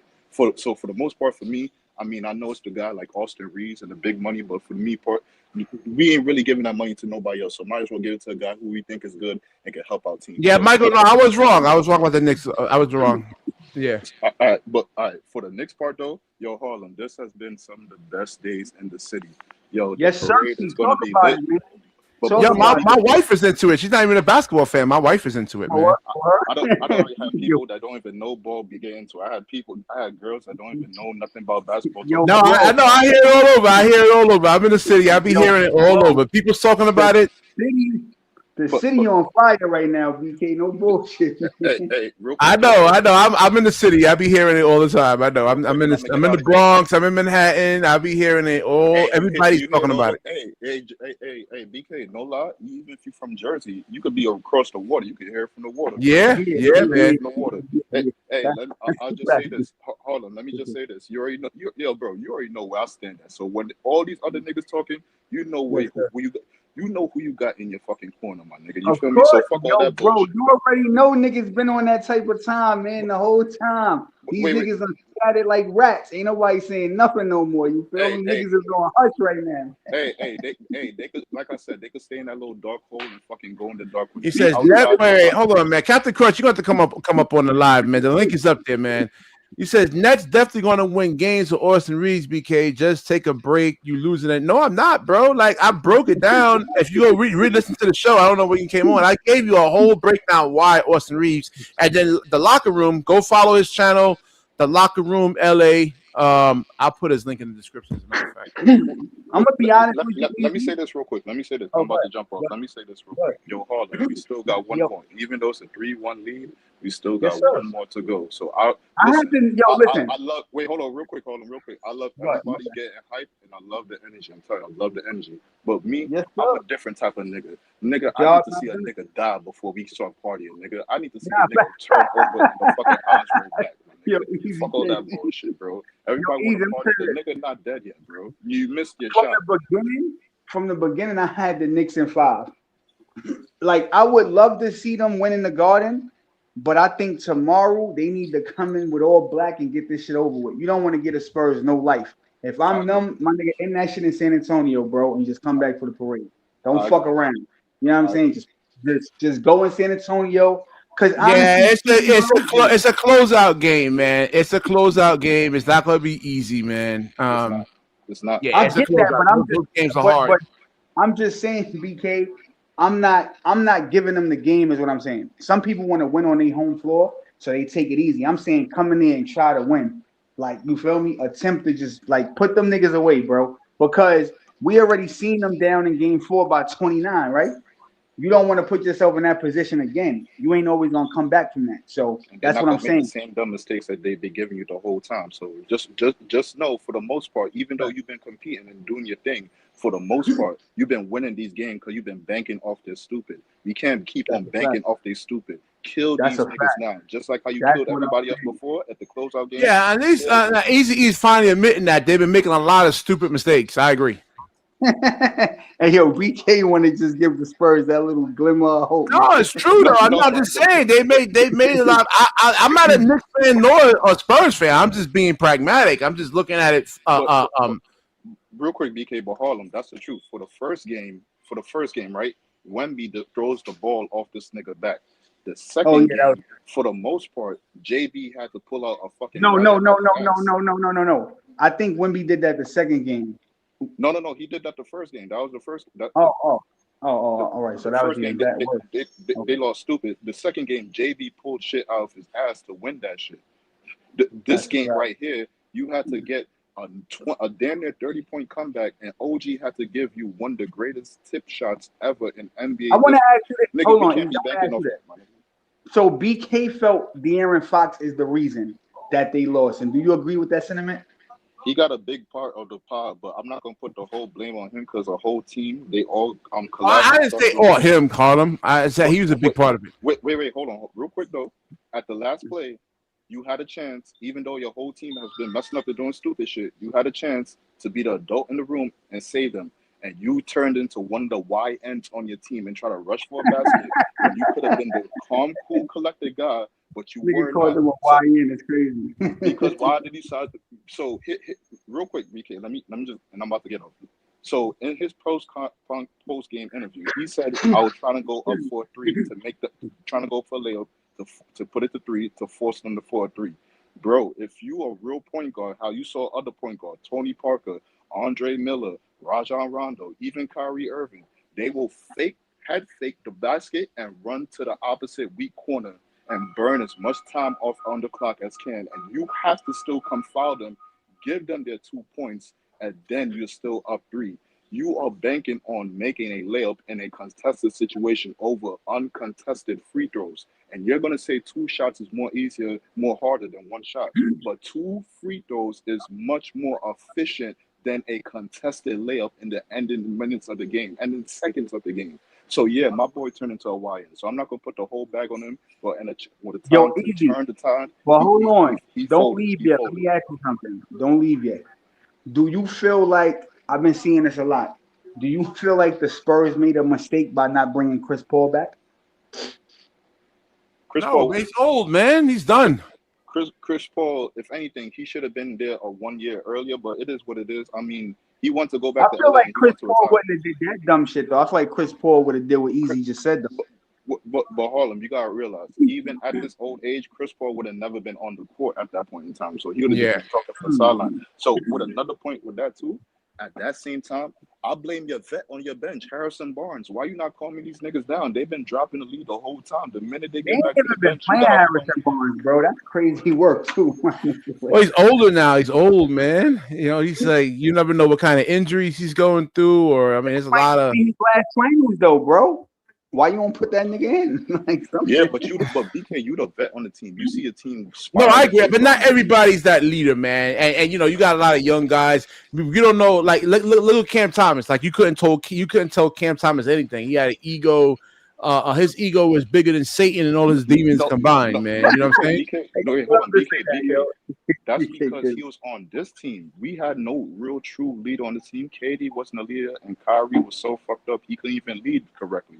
If you put him on a team like the 08 Celtics, you could have never got that bullshit off. KG would have fucked you up before anything. Ray Allen. No, but that's true. But not everybody has that. That's why those guys are so special. You know what I'm saying? Because not everybody's a leader, man. You know, and not everybody's a leader like that. It's not in everybody's personality. It's not. Okay, I got it. No problem. And you don't know how people respond. Some people I don't know, man. Some people just like. Nah, yeah. If he was on that 08 team, it would have been over, though. Yeah, so, I mean, it depends on the leadership on your team because KD is not the type of person to even get on your case even. And then even then, you probably didn't even see the same guy that you're seeing right now because at that point he was a whole different cat. Then now he 3-4 years in the league and he's expecting something now. Expectations. How you feel about KD wanting to come to the Knicks, my nigga? It's they don't need him. They don't need him. It's kind of like fake reports out there, like "Ayo, KD." You see, for me, I'll never forget. No, I think the Spurs have more talent, Michael. In terms of talent from the bench, the starters. I give the Spurs a slight edge. I mean, that's why they were heavily favored in the first 2 games. The Spurs were heavily favored by Vegas, heavily favored. So yeah, but team wise, they're better. I'm gonna tell you what's crazy, BK. The Knicks bench, Shamet and Deuce McBride, respectfully, they've been asked the last couple of days, and so has Mikal Bridges. So the fact that the Knicks is still winning, that's crazy work. And I'm gonna say this: if them guys play good, it'll be a blowout. If them guys that I just named start hitting shots, they'll blow the Spurs out, bro. Because they haven't really. Yeah, but I mean, like San Antonio has the horses to run those guys off the 3-point line. I mean, they guard the 3-point line. I mean, they got the athleticism. This is what I was talking about with Austin Reeves. You got to get out there. You got to run guys off, and they have the guys to do it. Stephon Castle. Let's say this thing, right? Wait, real quick, Harlem, real quick. Let me just double right back to the Austin Reeves point. I am going to be interested if that is a thing. How does Jordy Fernandez change his offense? Because at this point, we don't already saw all you're doing is moving the rock around the 3-point arc and hoping for a DHO and for a pop and a flare. That's the most you got going on. When you clearly see this guy on the Lakers, he could do more than DHO and flares. How do you develop your offense now? You got second-year guys, and for the most part, you're going to draft a talented guy in the high rounds, higher in the draft. So how do you develop your offense now? And we're going to come back again for a 3rd year in a row and see the ball just moving from the 3-point arc and somebody just catching and shooting. Is that what we're doing here, bro? Because if I don't see no type of flex cuts, no pistol action, no Princeton sets, I'm going to get up fucking set. Like I said, who gave this guy the mental? Who said he was one of the best coaches? He can't even But run a set fucking before field. you can run all those sets, Easy E, we need a player on the Nets that can draw too. There's nobody on this team that can I agree. actually draw a secondary defender. Like there's no reason to double team anyone on this team. No, I agree with that, but you can run some sets. But that's what I'm saying, BK. When this guy, if this is true, and he decides to take this money and come to the scene, you as a coach now and your coaching staff, there's no way around it. You have to develop your offense, bro. Not this pass around from the 3-point line shit and just think of 3 points. Yo, I'm telling you, Austin Reeves, I was watching him against OKC, and when LeBron James, he couldn't bring the ball. No lie, I'm gonna go. You know what? I'm gonna go find it and show it and record it. He couldn't bring the ball up half court. He was getting pressured by Lou Dort, and Casey Wallace. He was getting stripped. They had to bring LeBron James back to relieve the pressure. He's not a good. He's a mid ball handler. He's okay. Everything is average with him. I'll say this: when there's no pressure, when it's just him throwing the ball in the air, he is very elite with the pill. When you put at least even a good defender, but if you put a elite defender on him, you are not getting nowhere near. He needs help from the ref. See, if the referees is going to give him ticky-tack fouls, that helps Austin Reeves, but they're going to allow the physicality. Easy. Hold on. He's going to struggle. So let me ask you this, Easy, right? Because I asked them this, they haven't been able to answer this question. If not, I know you want Austin Reeves, Easy, but for the people that don't want Austin Reeves, if he doesn't come on the Nets, what are you doing? What's the next step? If you don't get Austin Reeves, what's the next step, Easy? We gotta find somebody that could distribute this rock. It depends on what you plan on. Somebody. No, you gotta find someone that can draw too. You gotta get someone that can draw a secondary defender. First of all, we gotta sign Watson. We gotta sign Watson. What's up, fellas? AP was good, my boy. AP, what's the word? Don't know. I see you next. Show up with a bag over your head next Tuesday, my nigga. Wait. First of all, you never even heard my comment. No. Well, what you gonna say? What you gonna say? You said, right, the bet was the Knicks had to make it to the final. We did that. Yeah. Then you switched it. We about to win next Tuesday, nigga. I need you to show up with a bag. First of all, the bet. You can't Yo, Easy. Yo, the bet was about OKC and the Knicks. That was the bet. It was not. Yes, it was, bro. It was about OKC. Right, BK, it was about OKC and the Knicks. Oh my God. Yo, bro, you see what I'm saying? No. But, bro, next Tuesday, AP, I expect you at the parade, my nigga. I don't want to hear that Brooklyn shit, my nigga. Oh, yeah. Yeah, you gotta get down to the parade, though, man. Listen. Only thing I don't like about what's happening is the fans beating up Spurs fans and all that, even after a win. That's like, I'm like, you put this kid. Let me say this real quick to that point. Let me just say this. Yeah. There has been some people that got attacked outside. I was front and center seeing some of that shit. That shit was sad. Like, there's a white guy that got attacked. Really feel sorry for him. But there are some YNs out here, bro. They are doing that shit on purpose because it could be content and they trying to blow up and get some clout off of it. Oh, yeah, definitely. Let them niggas get fucked up because I ain't into the clout chasing bitch shit, bro. Like, fuck all that shit. Yeah, they already put somebody unconscious and shit. They looking for the do that. That was crazy. Yo, bro, you seen a nigga that got beat up in the Five Guys in the Bronx, bro? Yeah. That shit was crazy. I ain't gonna lie. I was about to go down there on purpose with the burner and the Spurs jersey. Honey, like, let me tell you something, man, baby. let these niggas Listen, hold on, let honey. these niggas pull up. Hold on, guys. I'm glad I moved my fat ass out of New York City, baby. What the fuck? Who the fuck is that? What the fuck is that? What the fuck is Yo, what the fuck is he doing, BK? I got a whole bunch of those voices. Wait. That's why you want to retire, man? That's why you want to retire? You want to be a drag queen? I got a whole bunch of those voices, man. Wait, you want to open up a drag queen show or something, man? What's going on, BK? I used to be an over the road truck driver too, so I used to say, "Hey, breaker, Ward 9, there, boy. You gotta smoke a bag on northbound there, my market 9, boy." BK personality opening up, man. What's going on, man? Your Must be a personality's new day. always open up there, When Mark. everything open up, bro. When the Knicks win it. You can't go to the city and do that diabolical shit, my nigga. You can't do that, bro. You a city. Oh, listen, no, I said, wait. I said, oh, you out? Yeah, I'm out. I'm gonna holler at you. All right, Hey, yo, easy. easy. I'll let you, my boy. Salute. Hey, you already know I'm All right. right. I gotta get up at like 9 something in the morning. I gotta take my car to get fixed. So, but Yo, hold on. Okay. AP just got on here. Give my boy. yeah, no, 5 more minutes. 5 more minutes. All right. Let me talk about this Austin. Let me talk about this Austin Reeves shit. First of all, I think this will be like a Jaylen Brown's type of situation. What? He's actually younger than Jaylen Brown. Listen to what I'm saying. I'm saying he will probably excel. Noise, shit loud. Oh, BK. That's not What's me. that shit in the background, BK? I run a professional show. I have no background disruption. Oh, all right. Yeah, but I think we should get Reeves. Do I think it's gonna happen? No, I think it's just Reeves' agents trying to boost up his value. But that would be a good signing.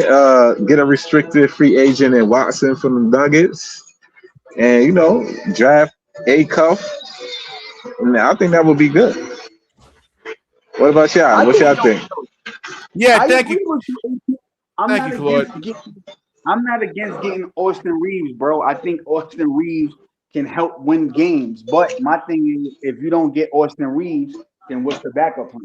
That's all I'm saying. You got to have a backup plan. If not, there is no backup plan. I mean, it was a bad move to go with the draft because it's such a huge gamble, man. Like if you can get the number 1 pick.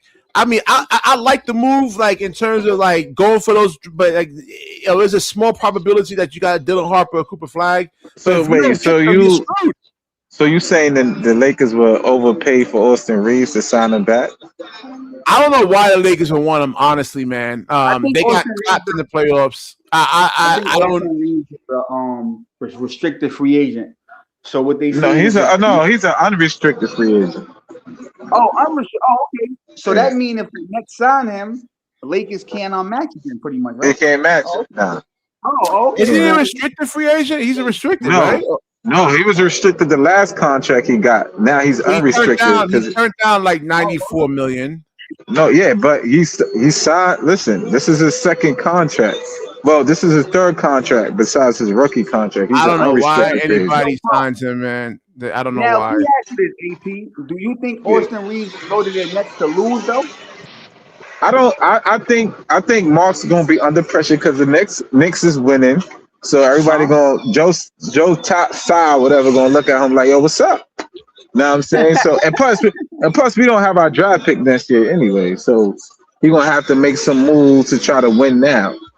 And that was the whole point. So I think I think we might make the 8th seed if anything. But what? No, come on, man. No, I'm not saying. Wait, hold on, BK. I'm not saying with this roster. You can't look at it now. You're looking at it now. You're looking at it now. I'm just saying. That's what the goal is. You know what I'm saying? I got a question for you, AP. Right? Yeah. You know who Will Mills is, right? Who? Will Mills. It's a Brooklyn nigga, comic. You never heard of Will Mills? That sounds familiar. I never heard. So if you ever get a chance, look him up. Will Millz, Brooklyn nigga, right? He from Brooklyn, and then who the fat nigga? Bing Bong, he from Brooklyn, right? The point is, I never heard about him. All these Brooklyn niggas, right? That's known, Papoose, all of them, Fab, they all Knicks fans. How the fuck do you become a Nets fan, nigga? Because most Brooklyn First of all, Fab and them is almost 50 years old, bro. So Fab and them is up there. They was there decades before the Brooklyn Nets came to town. So of course they Knicks fans. Like, no, I feel that, but you in my age group. So why? I used to like the Knicks. I used to like both the Nets and the Knicks, but it was a period. Now you used to like both, yeah. I used to like both. I used to. Well, no, I've been. That's how I started. I used to like both, but then the Knicks fans used to just make fun of me, like, oh, you yeah, you can't be both. Oh, the Knicks suck. And it was just like, oh, all right, fuck y'all. And then it was just like saying, because I used to be a Giants and Jets fans too. Then I just branched over to the Giants only. You know what I'm saying? So it was like that. It's hard being a Jets fan. I ain't gonna hold you, my name. I'm All right. I gotta get some sleep, man. I was an over the road truck driver, Claude. Yep. For 2.5 years, I was an over the road trucker, and that's the thing. I went to Cleveland. And how the hell Cleveland got a better team than Brooklyn? And it's Cleveland. You say Cleveland because Cleveland built their team. They was building during the time. Have you ever been to Cleveland before? All right, it's not about. Listen, have you ever been to OKC? I mean, shit. They just build. You gotta build your team. I'd rather live in OKC than Cleveland, man. Listen. They both suck, to be honest, nigga. If I had a choice, no, you won't, bro. Because you can't survive with the Peckerwoods out of OKC, man. Yeah, there's some YNs over there, man. It's not just totally white. Nah, it's not. But nigga, you ain't, nigga. That's a little bit too wild. That's a little bit too wild. Pride and Bridges for the 6th pick. Niggas gonna chase. Then they turn the finals. Yo, AP, you don't know the truth about BK Hoops though. He a mixed breed. Nigga, he might be safe out there. We not mixed breeds. All right, but they gonna make him choose a side. So until I'm like half black, half white. Well, yeah, but BK might use his fake white voice to try to get through. So that might work. You know what I'm saying? I gotta put a wig on there. Yeah. You like Drewski right now, man. You can pull that out. All right, let me wrap this show up here. I'm gonna get some sleep there, son. And everybody like, comment, subscribe. Make sure you drop a like on the video. One question. Also the locker room there. Check out his show. And I warn you, if you drive a car, do not listen to the locker room show. You will crash. One question, BK. What's I'm hearing about you going to retire? What's that about? I don't have the passion to do it as well. I gotta try to find the passion to do this again, man. Passion. Yeah, man. What the fuck is wrong with you, man? What passion you need, bro? I'm looking at like, come on, bro. It's hyper competitive. What passion? You can just continue to do what you was doing. See, your issue is you looking at other people. That's your problem, nigga. Just do you. Yeah, I mean, if you have business, you're looking at other businesses. You're saying no. All right. And you was listen. It was a period when you was doing 1,000 streams, no matter what. You was getting 1,000 views a fucking episode. But you sitting there and people just didn't like me. They don't feel me anymore. No. They don't feel you because you're not consistent. You would come on like every month, once a month. And it's just like, yo, what the fuck? Now I understand if you come on once a week. All right, cool, whatever. Once a month? Like, come on, niggas gonna be gone by then. You know what I'm saying? I got mad shit going on in life. Yeah, I'm like, yo. So, all right, so like that's the problem too. Like YouTube wants you to be a slave. Right. Once a week is a slave. Hold on, you got a 9 to 5, right? Yeah. All right. So what are you talking about, bro? Once a week is not a slave. I messed up. The thing is like, all right. So let's say if you watch something on football, right? Like this happens on YouTube. I watch something like let's say I want to watch something on crocodiles. And YouTube will like, you watch 2 videos on crocodiles. YouTube will actually keep sending you videos on crocodiles. What they got to do with you? Forget about like, oh wait, what happened to Bkny Hoops? I got all this other, you know what I'm saying? No. Listen, once again, let me tell you something. Like you ain't consistent now. As soon as you came on live, your shit popped up in my feed, just like that. Especially like I don't understand what you don't get about it. You always gonna pop up. You just have to show up.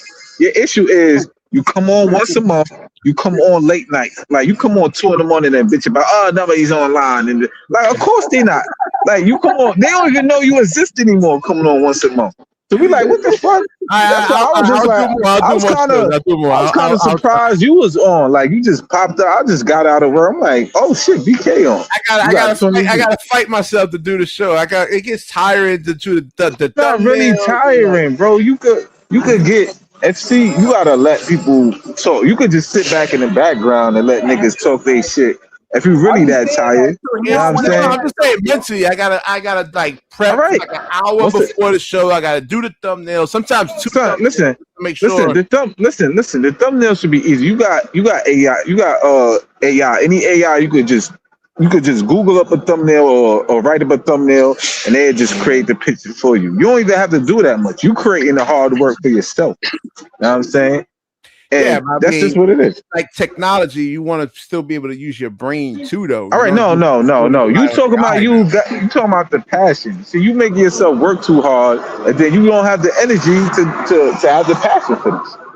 So that's just what it is. I'll get it back. I mean, tonight, we got 30 people on the live tonight. This is highly encouraging. Highly encouraging for me. All right, you know. Yo, bro. Even if it's just me, you, Easy, and AP, that should still be good enough. Like AP said, you might get John back. You might get John back. You might get that Easy come on. You might get LM to come back. You know what I'm saying? No. Well, I'll be looking at Locked On Nerd, and I'm like, yeah, he's getting like 1,500 views a video. I'm like, yeah, you know what? You said who? Locked On Nerd. I'm gonna tell you something. Who the fuck is Locked On Nerd? Who's that? Locked On guy. Yeah, Locked On guy. He's getting like 2,000 views. No, he don't. Like, No, he don't. What are you talking about? No, he doesn't. No, he doesn't. You need to look at. So look at it again, bro. No, he doesn't, man. And the reason why a lot of Nets fans don't show up is because the Nets ain't doing good, right? So you're gonna have like your it's not like AP, listen. LA, right? But everybody's not gonna show up though because they're not doing good, bro. It's not about not doing. It's not about not doing good. It's just the way y'all talk about the Nets, which throw people off. It's just like I say, oh fuck the Nets, we should never cover the Nets, and it's just like, why even talk like that? The whole thing is about having Nets fans talk about all types of NBA shit. So when y'all talk bad about the Nets, y'all. Hold on, what's all that background noise? What's all that? Nah, that's me. Okay. Were you driving a bus? Yeah. I work at MTA, so like that, man. Nah. All right. Let me wrap this up over here, man. I'm gonna get more lives in. I'm gonna get more lives. Hold on. Like I said, in Harlem too, you can't poison the ocean, man. Like let niggas be great. Let niggas be Nets fans. Don't tell BK why you covering the Nets. Like you don't even need to do that. First of all, you scared John off. You scared John off. Hold on. Harlem scared John off. Yo, listen, the freaking Spurs captain Crunch was heavily favored for a reason. So I'm not wrong on that take. All right. The Knicks just actually doing their thing. They're a more mature team, and they're yo, listen, bro. All right. I got come on, man. You don't have me on the I only want one thing from you and AP, bro. If the Knicks win tomorrow, or if it's next Tuesday, get on live. I need either you and AP to both show up with a bag over your head, or y'all. You know what? All right. For entertainment purposes, I'll show up with a bag over my head. A bag over your head, AP, or I need y'all niggas to wear a Knicks jersey with an apology letter. I'm sorry, Harlem. See, that's too extreme. That's too extreme. You know niggas ain't doing that. But I mean, listen, like I said, I'll never hate the Knicks. They're usually not that wrong, though, man. I'll bring the bag. Listen, I will. I have a bag here. I will bring it over my head. Man. Win, AP. Listen, an apology. Yo, Harlem, I apologize. You was right. The Knicks is right, bro. I need an apology. All right. Let me wrap this up. They're gonna have me here for 2 hours of sleep. Let me wrap it up. Definitely like, comment, subscribe, share the show. Be on tomorrow, whether the Knicks lose or not. I'm gonna be on tomorrow night. They're gonna win. Tonight. All right. So like, comment, subscribe, share the show, hype the show up, and when you share, the universe shares with you. Peace. All right. Make sure you guys follow the locker room, and I gotta warn you, do not listen to this show while you're driving. You will definitely have an accident. Is that hilarious, man? That's one of the funniest dudes I've ever heard on YouTube over here, man. All right, so peace, guys.